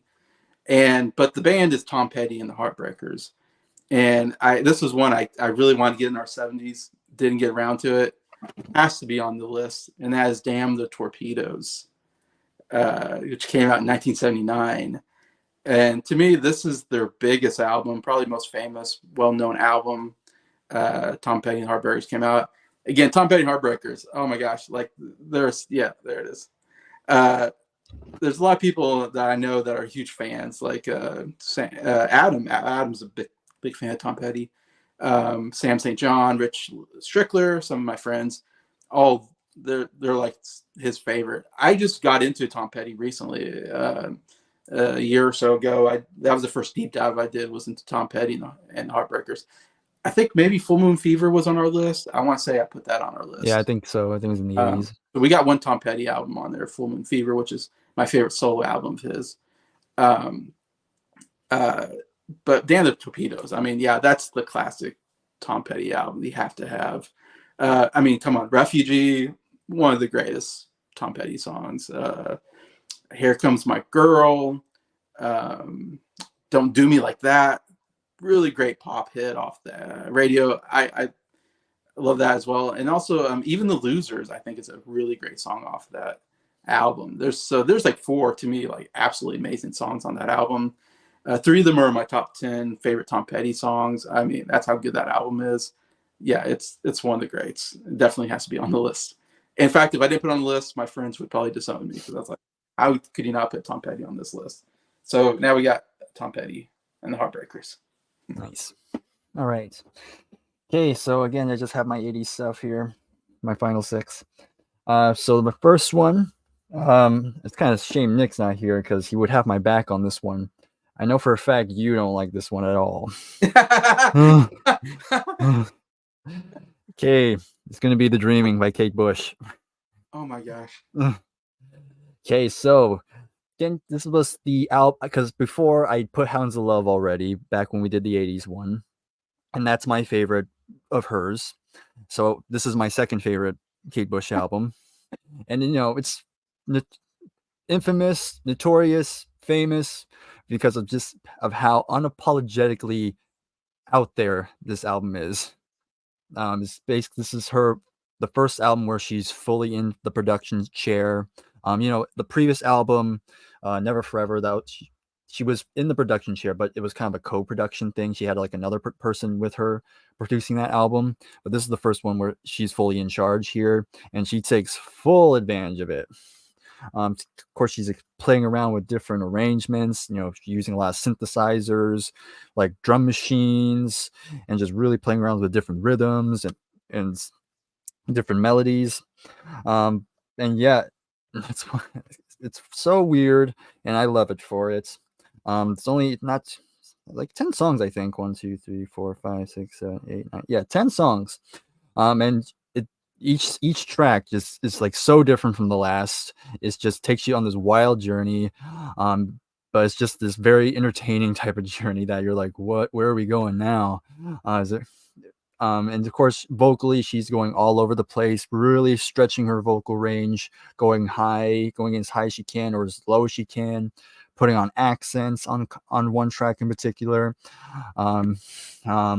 It's just a very interesting listen to. It's one I do not get bored listening to. It's just a fun time. So yeah, it's gonna be my next pick, "The Dreaming" by Kate Bush.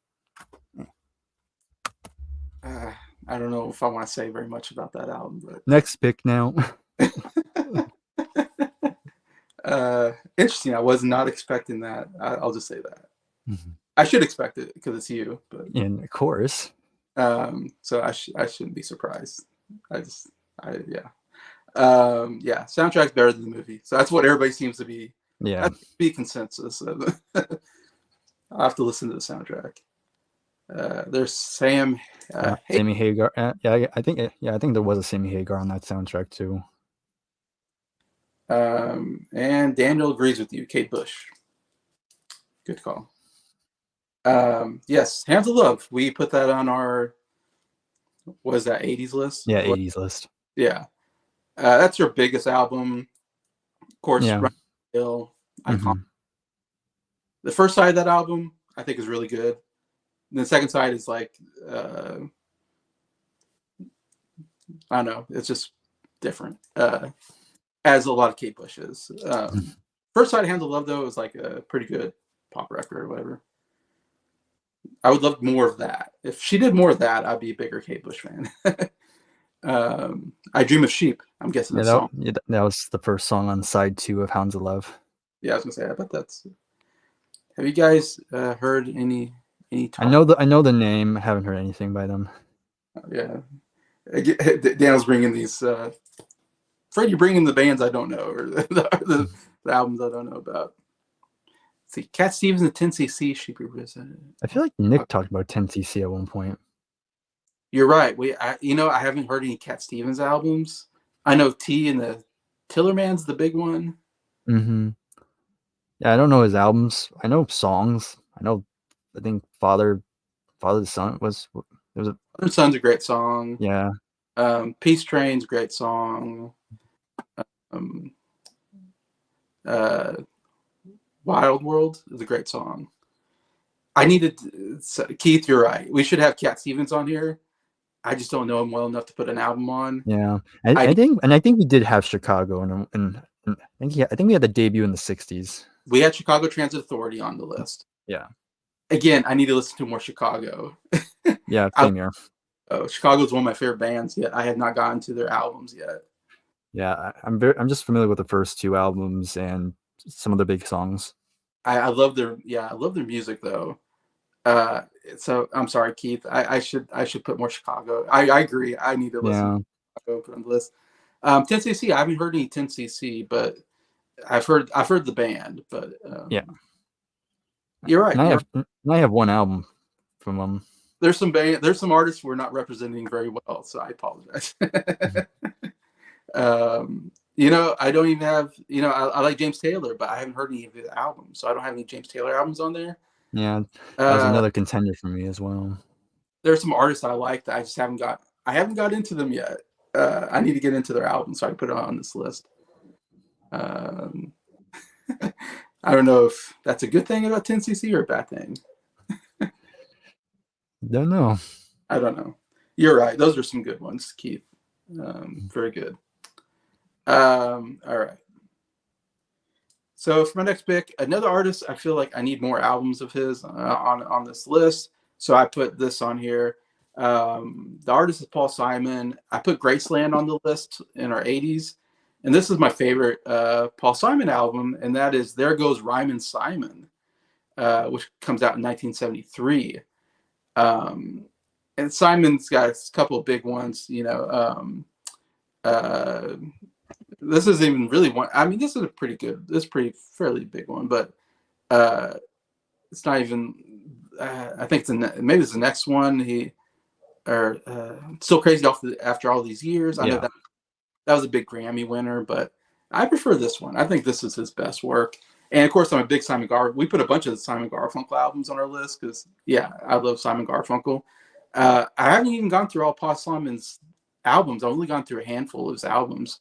So I probably haven't even, I don't know if there's more better stuff out there, but from what I've heard, I think this is a really good album.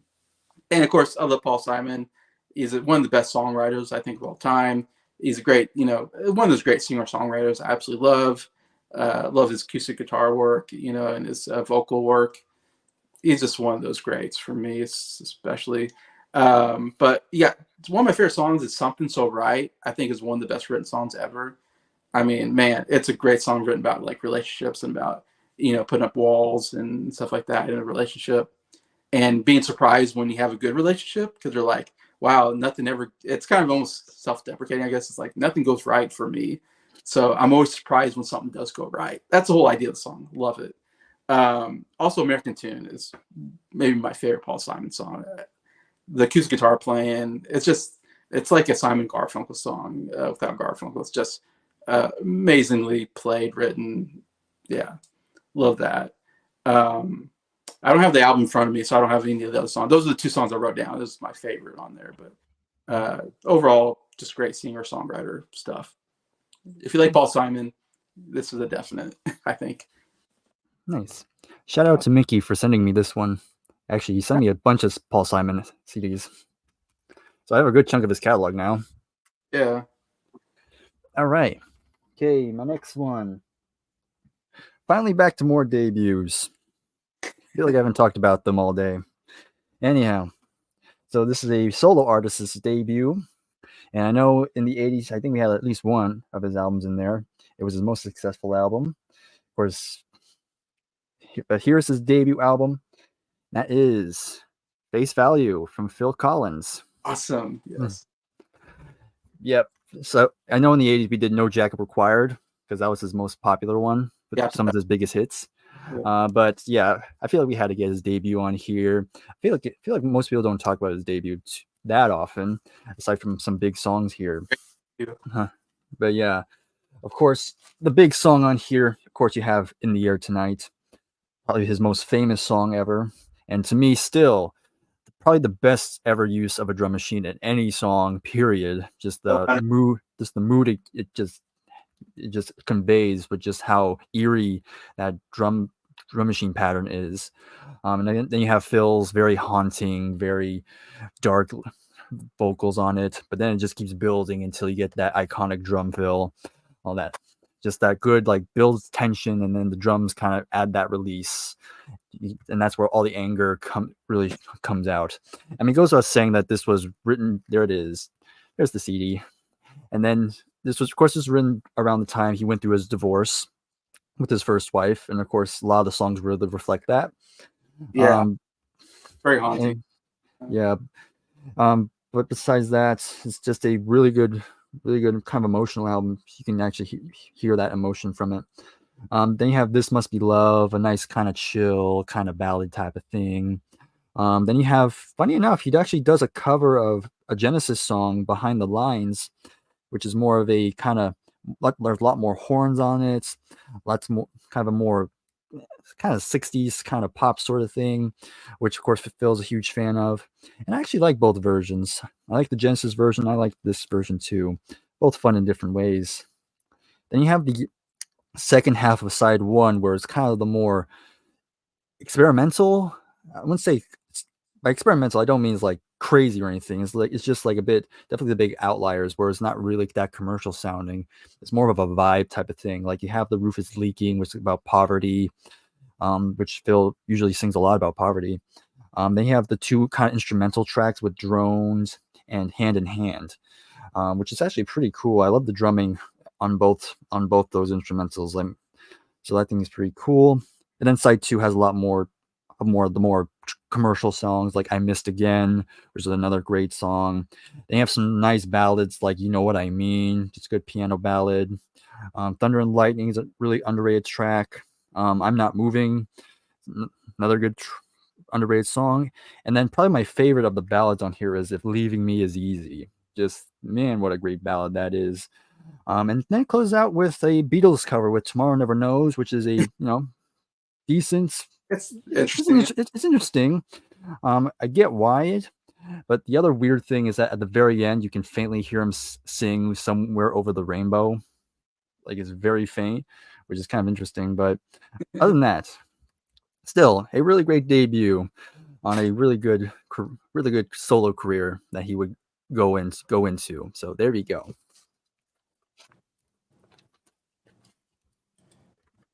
Daniel says, wasn't it?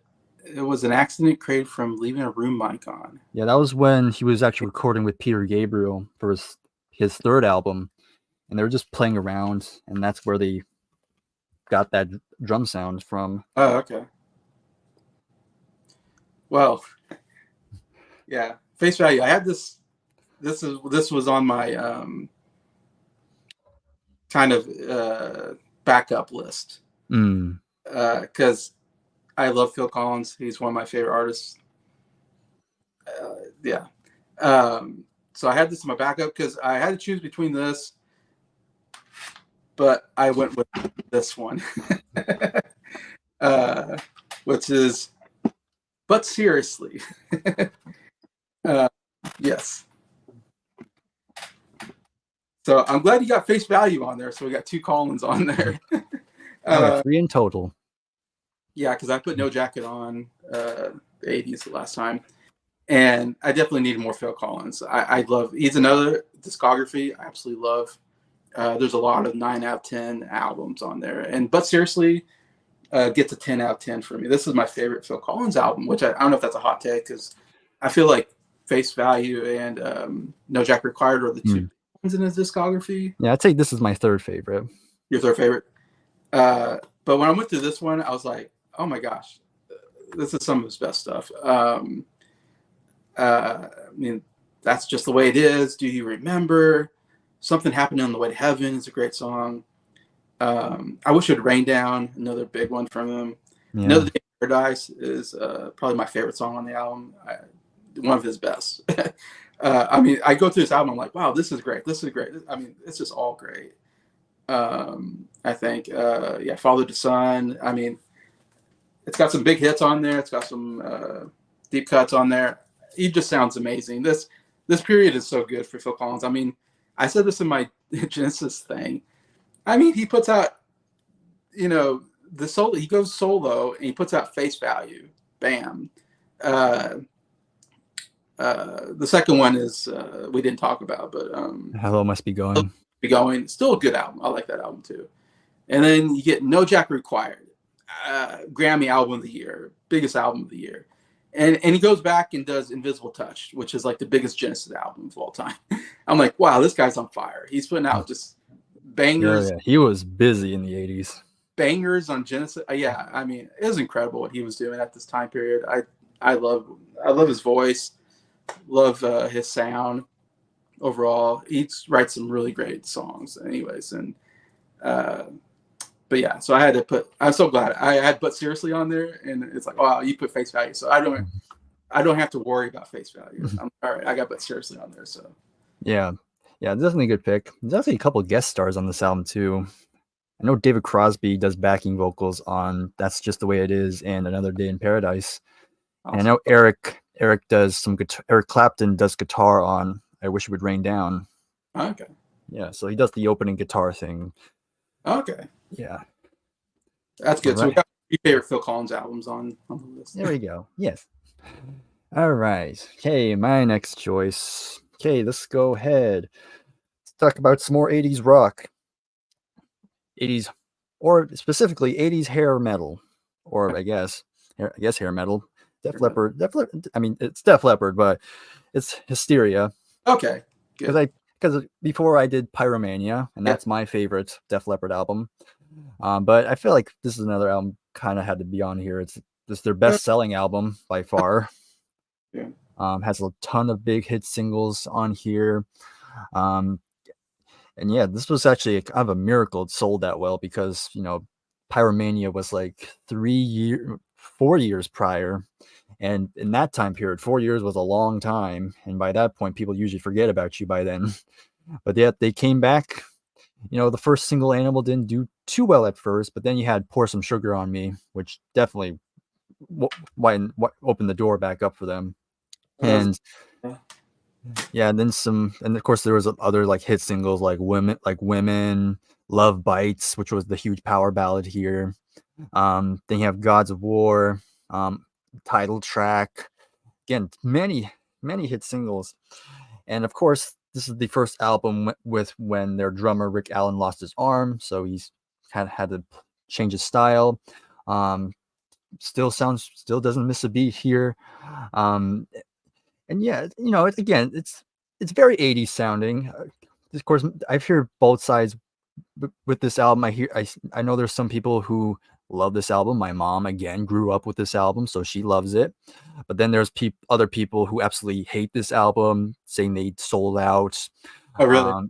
Yep. And sounds way too 80s cheese, has too much 80s cheese, but I grew up with that 80s cheese, and I like cheese anyway. So there you go.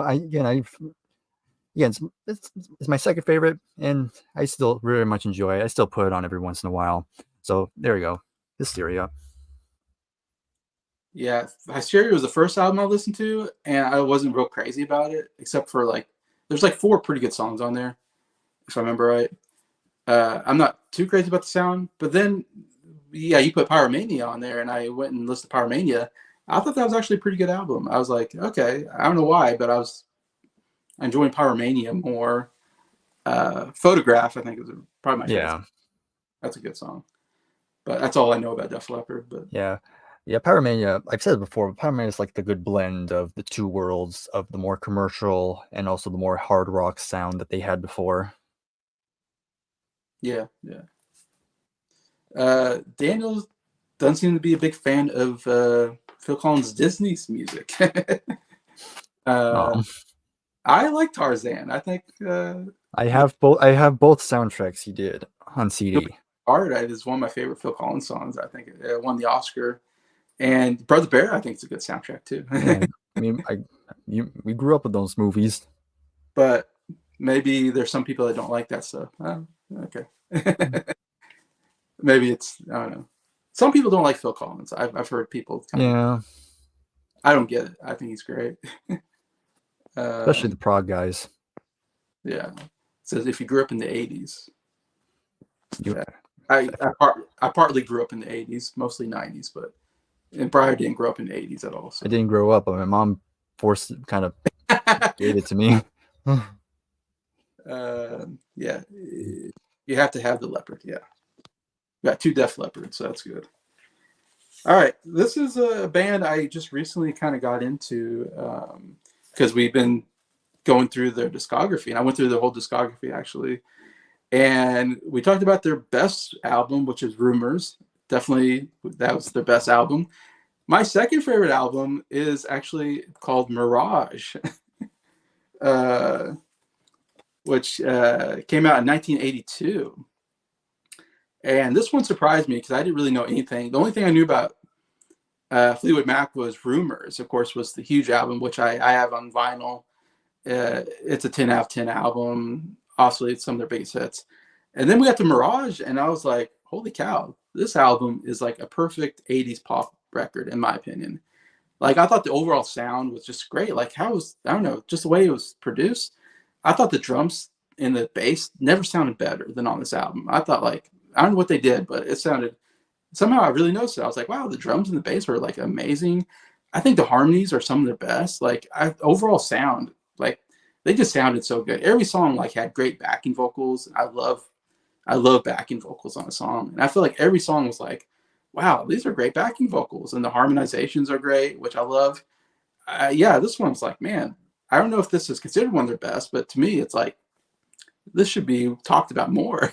Rumors is number 1 for me, but Mirage is not far behind, in my opinion. I mean, Gypsy is one of my favorite. It's a top 5 Fleetwood Mac song for me. I absolutely love that song. I love Stevie Nicks. Her vocals are just so good. But Hold Me, another great song. Love in Store, Can't Go Back. Oh my gosh, it's like one great song after another. And like I said, Gypsy's the only real big hit I think off the album I can think of.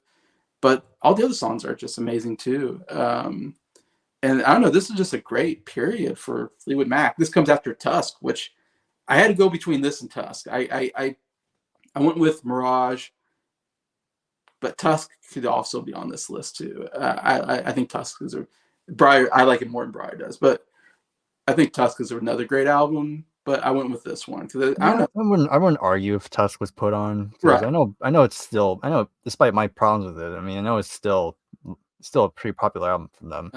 I think the Fleetwood Mac, the self-titled album, could be on here too. Oh yeah, definitely. There's 4 like really great albums, I think, and I had to pick one, and I went with Mirage. That was my second favorite out of the list. It's just sounds so great. Me personally, I'm not a fan of the Peter Green period, but that's definitely a different period for them. Yeah, I'm lukewarm on that period. of course, there's one album that gets my blood boiling when it gets mentioned. Should I even say it? It's not wonderful. It's not wonderful. That's all I'll say. Okay. It's one of those albums you can dust your broom with. That's the only use I can give it. But yeah, Peter Green was the blues rock period. Me personally, I love the Buckingham Nicks pop period. Is like I did like Then Play On. That's like the only one I'll say I like from that period. What's that? Then Play On. That's the third album with Peter Green. I like that one, but okay. the other two albums, like especially one of them, yeah, not gonna go back to. Yeah. Man of the World is my favorite Mac track. All right. I forgot what album that was. Yeah, I know some people love that period. I'm not into that period as much, but yeah, that's just me. All right, so back to me. Well, probably throughout this whole thing, you're probably wondering, Bryer, where's the metal? You haven't talked about metal at all this whole time. And I was going to talk about it earlier, but Nick stole my Black Sabbath pick. But now I can finally talk about some metal. I only have two, though. Like, I mean, the Def Leppard's kind of debatable. Like, I wouldn't say that's a metal album. So we got Metallica, Master of Puppets. Yeah, that's a big one. Yep. Of course, when it comes to thrash metal specifically, this is usually one of the big ones. This was actually my first ever Metallica album I ever listened to. Of course, by that point, I didn't have money, so my mom bought it for me. And when I first heard it, I did not like it when I first heard it. But after many months and kind of a couple years of kind of slowly building that ear for more heavier stuff, like I came back to it and I'm like, okay, yeah, this album is amazing. Of course, it's the third album and the final album with their original bass player Cliff Burton, who would die while on tour in a horrible bus accident. But this is for a final album for Cliff. It's definitely a good one for him to go out with. I mean, you have some, of course, the title track is a legendary metal song, of course, recently used in Stranger Things, which gave it a much better, different audience. The first song, Battery, great, fast-paced, heavy track to open it up with. Then you have Welcome Home, Disposable Heroes, very, very great aggressive song. Then you have there is an instrumental track with Orion, and that's probably one of my favorite instrumental tracks. Like, I'm not the hugest instrumental person, but that's probably one of the few exceptions there are, because that's basically Cliff Burton's, like, that's his child right there. Like, he was all over that track, with his bass playing and all that, and the guitar work on it's great as well. Again, only 8 tracks, but it's definitely deserves to be one of the big metal albums of all time. So there you go. That's my next pick. I guess we didn't do any Metallica, did we? I don't think so. I don't think we did. Because I would think that'd be the first one that you talk about. That's the big. I feel like if I did put Metallica originally, I felt like I might have did like their second album, Ride the Lightning, but that might have been. But I don't remember. Yeah, Master of Puppets. That's the one I hear about. I think people talk about Master of Puppets, and I think there's one about like the Black Album or something. I can't. Yeah, the Black Album. That was probably their big selling album in the 90s. Okay, so that's a big one, I think. Yeah, saw Metallica on the Master. Nice. Oh man, you saw. Oh yeah, the infamous. They opened for Ozzy and they blew Ozzy off the stage. Oh really? Yeah, because they were just so massive. They just had this big sound that, of course, at that point the young kids thought Ozzy was a dinosaur by this point. So Metallica were like the new band at the time.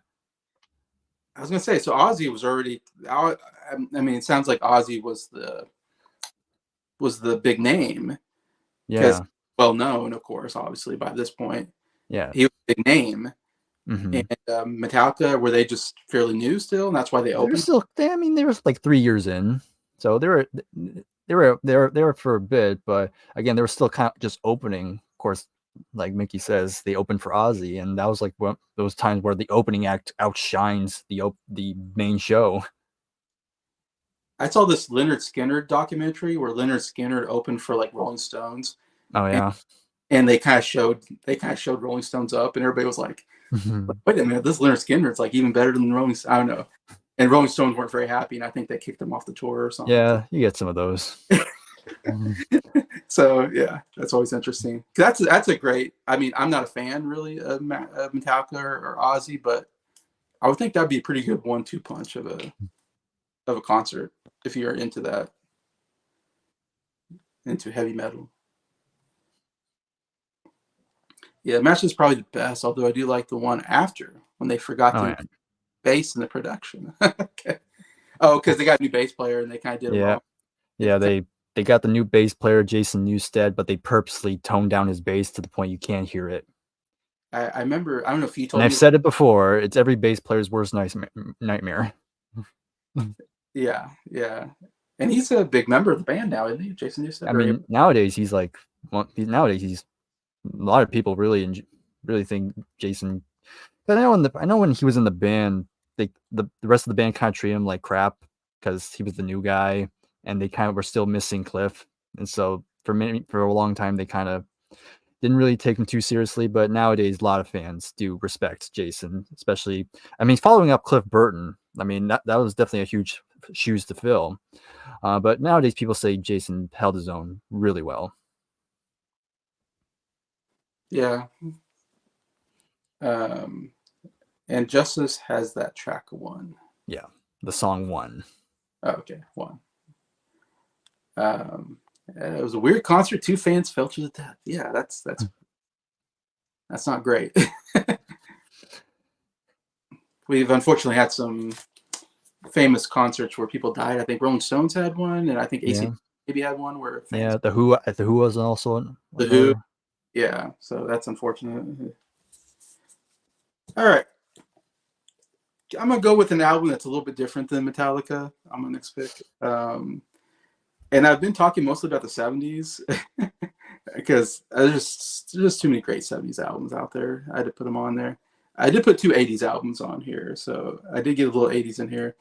I'm gonna go back to the '60s, and this is, I think, a great album from one of my favorite bands from this period. And I think you have this album. I'm pretty sure you do. I don't have the album at the moment. But the album is called Daydream by The Loving Spoonful.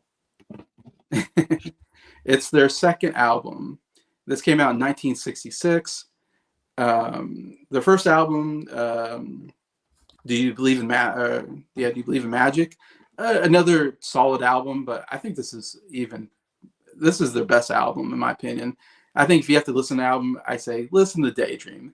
Uh, yeah, it's one of my favorite albums from the '60s period, and I love the overall sound of the Loving Spoonful.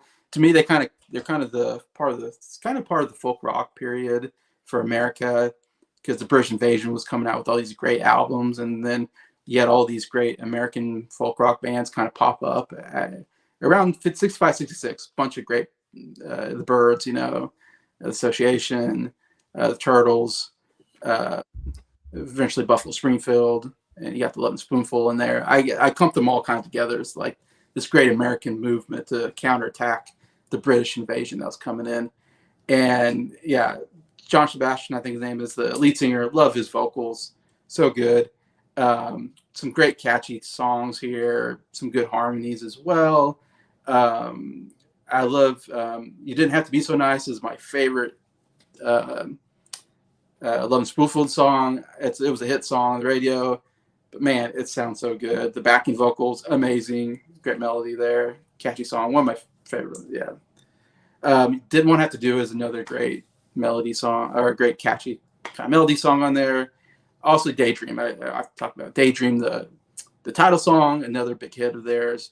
So laid back. I love some of their they can do laid back music, and then they do some really fun, kind of funny music as well.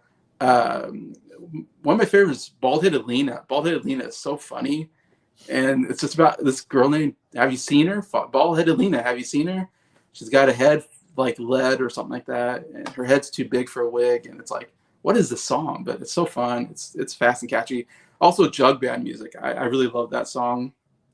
Went to the doctor, and the doctor said you need more jug band. You need more jug band music.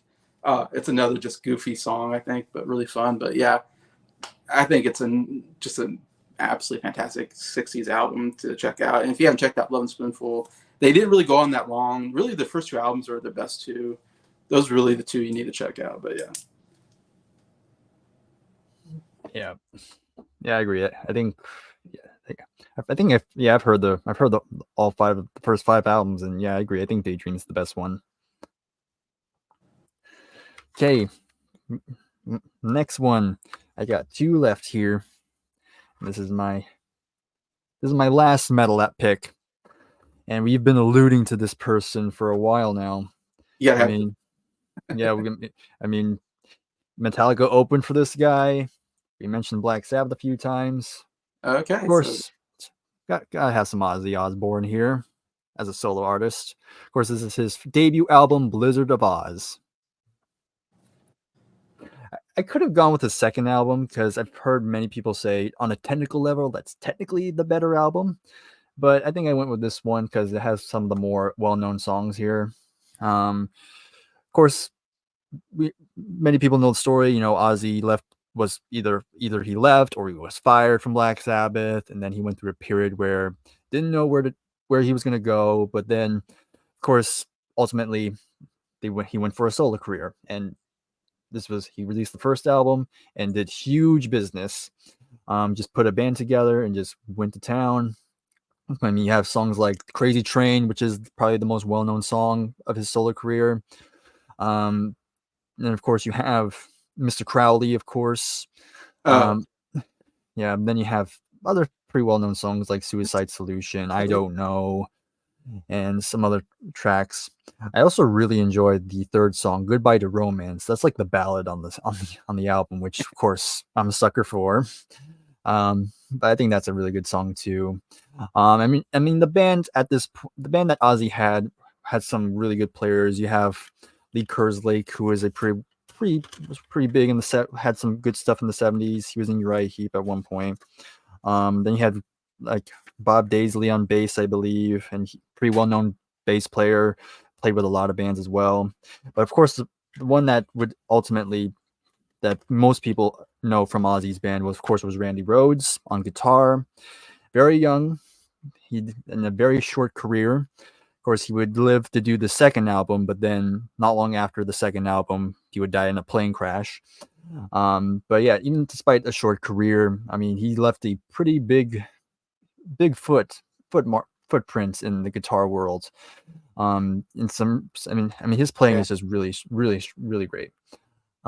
Just had to at least get some more Ozzy love here, and also love to Randy Rhoads. So there you go. Yeah. All right, so that's their debut. Yeah.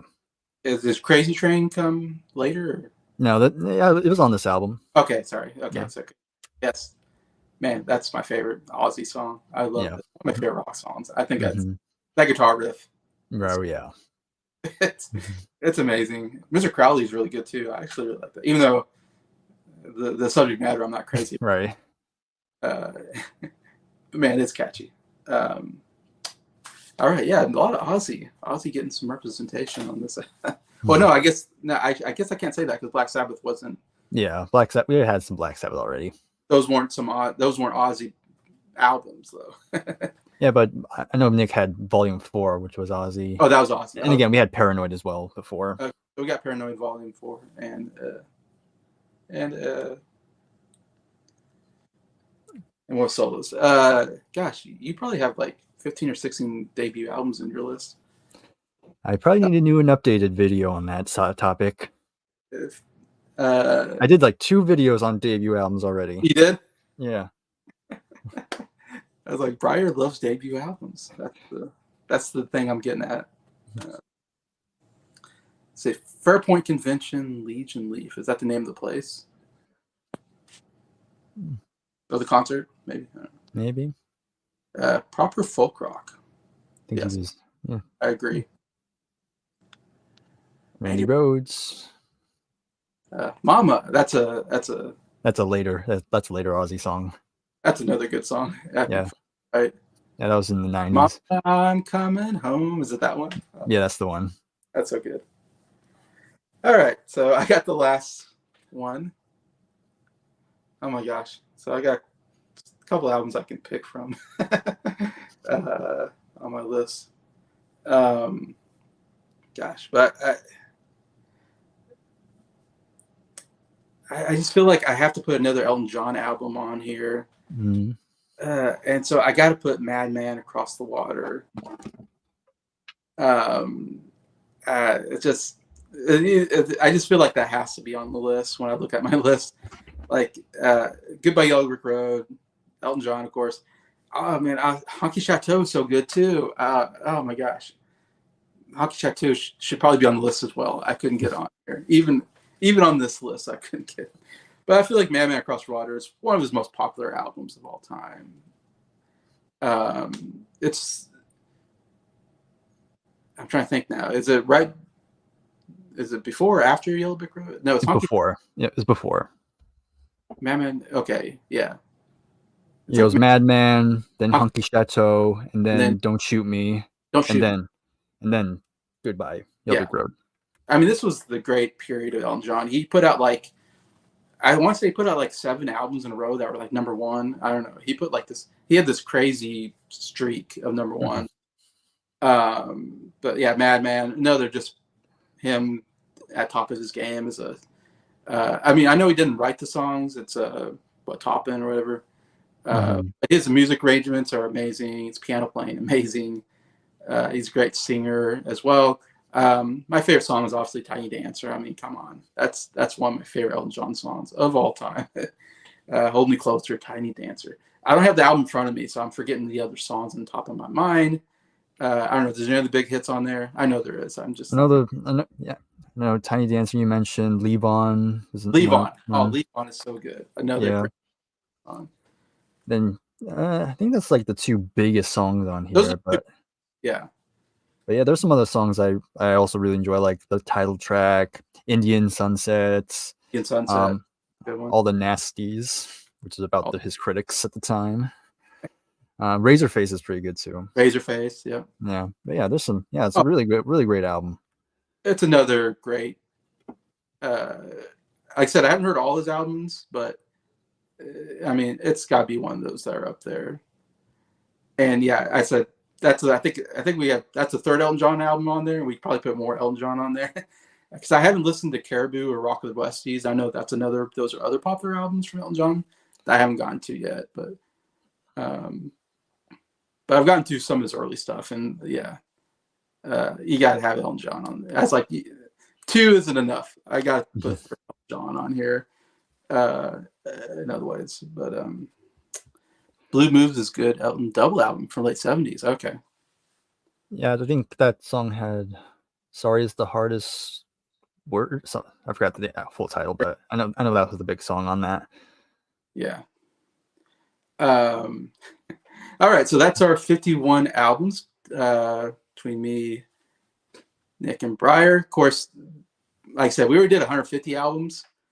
This is 51 more albums we had to put on our list between the 3 of us. Also, we got 3 different, Nick and Bryer, they go more heavy metal than I do. So we got some more harder heavy metal, punk rock stuff on there. So that's good. We got a couple different genres. Bryer, at least, I'm glad I covered so much 70s. I did a lot of 70s, but the 70s is so good. So I didn't hit the 60s or 80s very much, but luckily Bryer hit some 60s and 80s as well. Nick, I don't know if he had a lot of 70s probably as well. I'm sure. Yeah. But I don't know if I just want to mention a couple albums I had on my list. I don't know if you have any you want to mention. I have a few. An album I love, but I didn't quite. Renaissance by The Association. I love that album. So close to getting that on there, but I just thought, I don't know. I don't think The Association is well known, so I felt like I had to put someone else on there because, yeah. Mind Games from John Lennon. Where we got, I think, Plastic Ono Band and Imagine on the list. I know Imagine for sure. Double Fantasy. I put Double Fantasy on the list as well for the 80s period. Mind Games is my second favorite John Lennon album, actually, after Imagine. It's a really good album, but very close to that one. On the Border, another favorite Eagles album of mine. Another one that it was on my backup list. I didn't have to use my backup list at all. You guys didn't choose any of my top picks. So yeah, I know both of you took. I think both of you took from me the most. Yeah. I don't think we took from Nick actually. Probably not. Yeah, we had to do your backups, which you have. I'm sure you have plenty of backups, so you'll be okay. Yeah, of course. Without saying, Sleepwalker is actually my favorite Kinks album, and I didn't put it on there because I felt like we had enough Kinks albums on here, because I know we put like I said, Nick put the big ones, the 3 big ones plus, right, and something else, whatever. So we got like 4 Kinks albums on there. So I was like, I didn't know if we need another Kinks album on there. If we could, I would have put Sleepwalker on there. I love that album. A Billy Joel album we didn't talk about is 52nd Street. Oh yeah. But we put a bunch of Billy Joels, I think, on there already, so I didn't put this on there. I know we put Stranger. The Stranger, and I think we have The Innocent Man in the 80s. Innocent Man. Yeah, I know we had a couple of Billy Joel stuff already, so that's another hard one to leave out, because this is the one that won Album of the Year. So this was one of his biggest albums, and it's a really good album. Yeah, it's my favorite. Yeah, that's one I've heard so far, Billy Joel. But yeah, so I wish I could get that one. Pipes of Peace from Paul McCartney is one of my favorite Paul McCartney albums. Didn't get on here because we already got Tug of War, Ram, and London Town on this stream alone. Plus, I put Band on the Run on there already. So we got, I think, fairly good representation of Paul McCartney. So I didn't feel like I need to put another one of his on there. Actually, my favorite Bob Dylan album is Another Side of Bob Dylan, and the 60s period. And we already put, I think, the 3 probably big ones, I think. Yeah. We got Highway 51. Blood on the Tracks. And I Those think are 3 amazing albums. I don't know if we put anything else on there. I think I think that's it. I know there's some other ones that people like a lot, like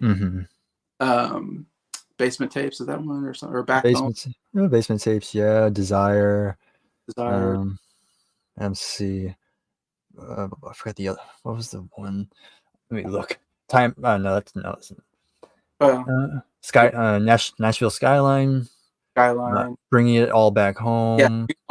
The Times They Are Changing. Free Will and Bob Dylan. Yeah. There's a lot of big ones you could put on this list. So, but I felt like we got the big ones on the list. So I was like, I don't need to put Another Side of Bob Dylan, but if I needed to, it was in my backup group. So I was like, I could put it on there. But and then the last album I'll mention is Tusk. Like I mentioned, Tusk, I think, is another great album for Fleetwood Mac. But I already put Mirage on there. We had Rumors on there, and I don't know. I thought, well, if I had time, I'd put that on there. But there's just too many other great albums to get on there, so I didn't get Tusk on there. But so those are the ones that are my backup. All right. Nice. So again, I'll just go through these quickly because, like I said, I have a lot here. I have a lot of backups here. So for the 60s, one out, quite a few. Blind Faith, the one and done album, also with Eric Clapton. Yeah, so that was a contender. I know Nick's not a fan of this album, but the Big Brother and the Holding Company, Cheap Thrills, I was considering that because with Janis Joplin. I feel like we didn't have any Janis Joplin representation on it. No, you're right. Pearls. Yeah, Pearl was another one. I was also considering as well. Yeah. Let's see, anything else? Just looking through the 60s stuff. Just the 60s stuff. The Monkees. I feel we didn't get much Monkees. We did. Yeah, so there's a few albums maybe the first 2 albums, Headquarters, Pisces, Aquarius, Capricorn Jones. That like those ones. So Moody Blues. I know we have one Moody Blues album, Days of Future Past, but other albums I considered was In Search of the Lost Chord. I think that was the next album after that one. And I think that's all I'll say with the 60s. For 70s, I don't think we had Highway to Hell from AC/DC on there. Oh, Uh, what do we have? What do we have? I know we had Back in Black. Black. Yeah, but I don't know if we put any more AC/DC besides Oh, that. yeah, I can't believe we didn't get more AC/DC. I know Nick was a fan, and Yeah, you are. a new fan now. And didn't Nick say he was gonna put Derek and do you have Derek and Domino's in there? I was gonna say, I thought he was gonna put Layla on the list. Yeah, it's kind of surprising. On there? I don't think I heard him say it. Crap! I should have put that on there. I forgot about. Yeah, I didn't put it because I thought Nick was gonna do it. I thought Nick was gonna put it on, so I didn't even put it on my list. Yeah. Gosh, yeah, Layla should be on there. Yeah. I know.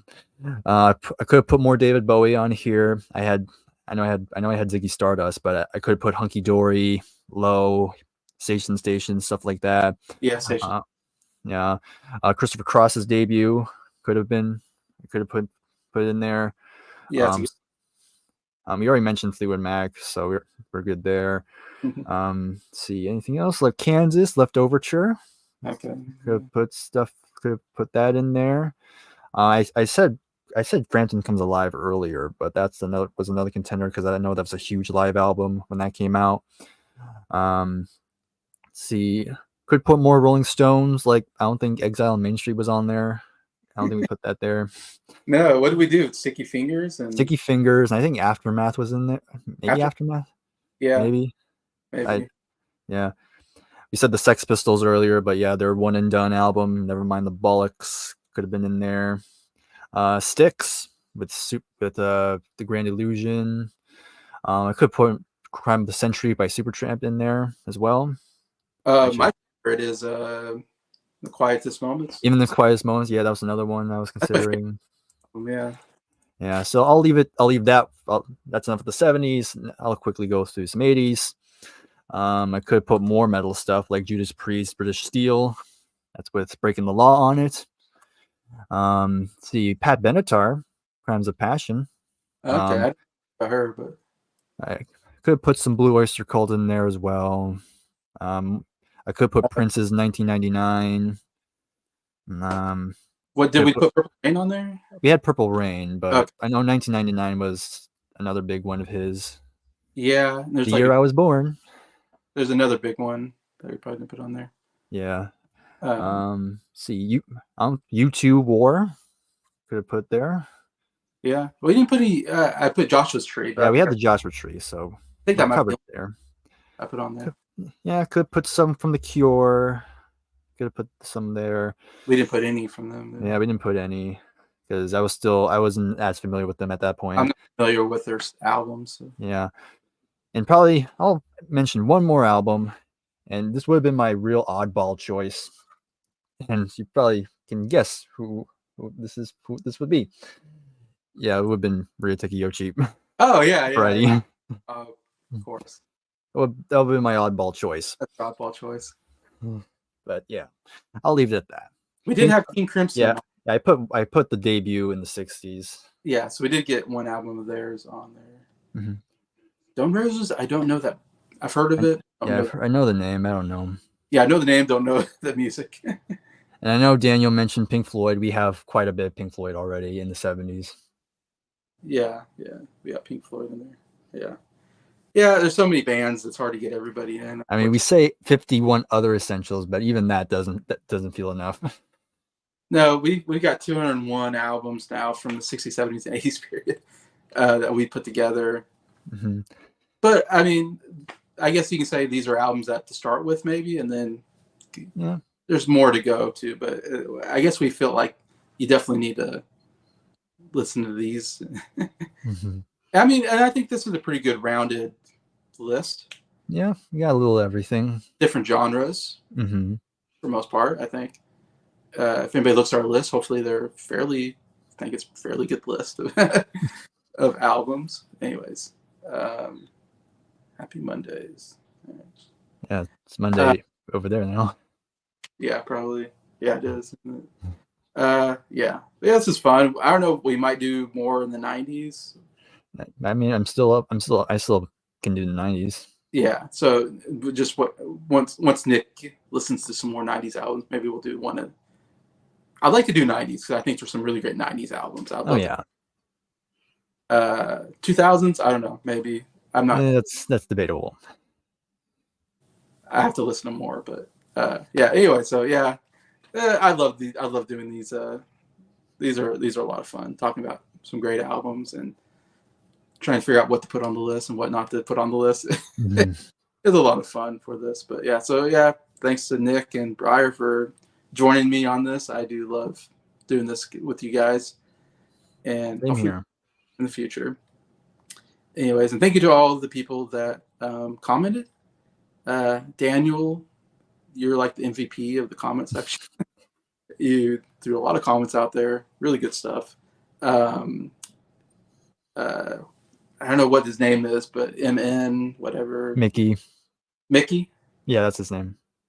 Mickey puts out great comments. So good. I think Keith put in Yeah. there. That was great. Lewis and Mike said hi. Adam said hi. Menhajul. You want to talk about Deadpool? I'm sorry, we didn't talk about Deadpool in this one. When we talk about movies, we'll have to talk about that. Yeah, maybe the soundtrack, but other than that, not much in this discussion, at least. Anyway, so thanks for watching, and definitely check out Townsend 505 and Breyer's Music Showcase if you haven't already. Great channels as well. And subscribe to this guy as well. Yeah. Thank you. Any last words, Bryer, or anything you want to say about your channel? Again, yeah. So yeah, not much to say on my end. Again, just kind of still, again, been busy, so I haven't had time to record as much as I would have liked to. But I know I have one video coming out tomorrow.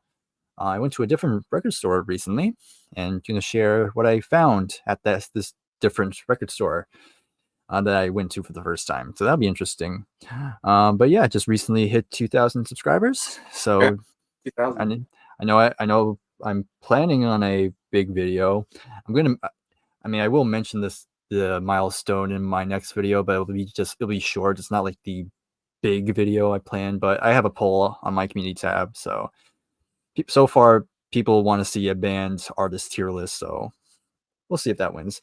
So far in second place is When I Smash a Guitar, so we'll see if that picks up steam. But other than that, that's all that's going on in my ends. But yeah, I'm looking forward to other collaborations, and I still, like we said, like I'm definitely still looking to do in the 90s. I think there's some good discussion in there. Yeah. Me and Nick are going to start a series, I think, this next week where we're going to go through our 10 favorite albums per year, starting with 1960. We're going to do 1960, I think. We're going to try to hit that because Nick is going to be on a break in August. So try to get a couple of stuff out with Nick before he goes on his break. So we're trying to get 1960 out. I know Bryer might join us on. Probably when we get to 65, that's probably when I might join. Yeah, so Bryer probably join when we get to 65. 60 is a rough year, but yeah, to come out with 10 albums. But we're doing that. We're finishing up our Kinks. We just finished our last Kinks review, Phobia. So we're going to do two more videos covering, recapping and ranking the Kinks songs and albums and all that. So we got all that. I got all that with Nick. Try to finish up the next week or more. And Bryer and Nick are going through Kate Bush, I think. And we have one album, the three of us. And I know we're still doing Fleetwood Mac. Yeah, so got some. Yeah, I don't know what we're gonna finish before Nick goes on his break. Do you guys still do Black Sabbath, or you finished that? We finished that a while ago. We did. Okay, I was like, yeah. I mean, Genesis is our new current series, but that's it depends on. I know we have Ryan Cam as the third host on that one, and it's just kind of aligning schedules and stuff like that. Yeah. Okay. So Kate Bush is kind of your main one. Yeah. Okay. So yeah, lots of stuff going on. But anyways, thanks for watching again, and hope you guys have a nice rest of the Sunday or Monday. And we'll see you later.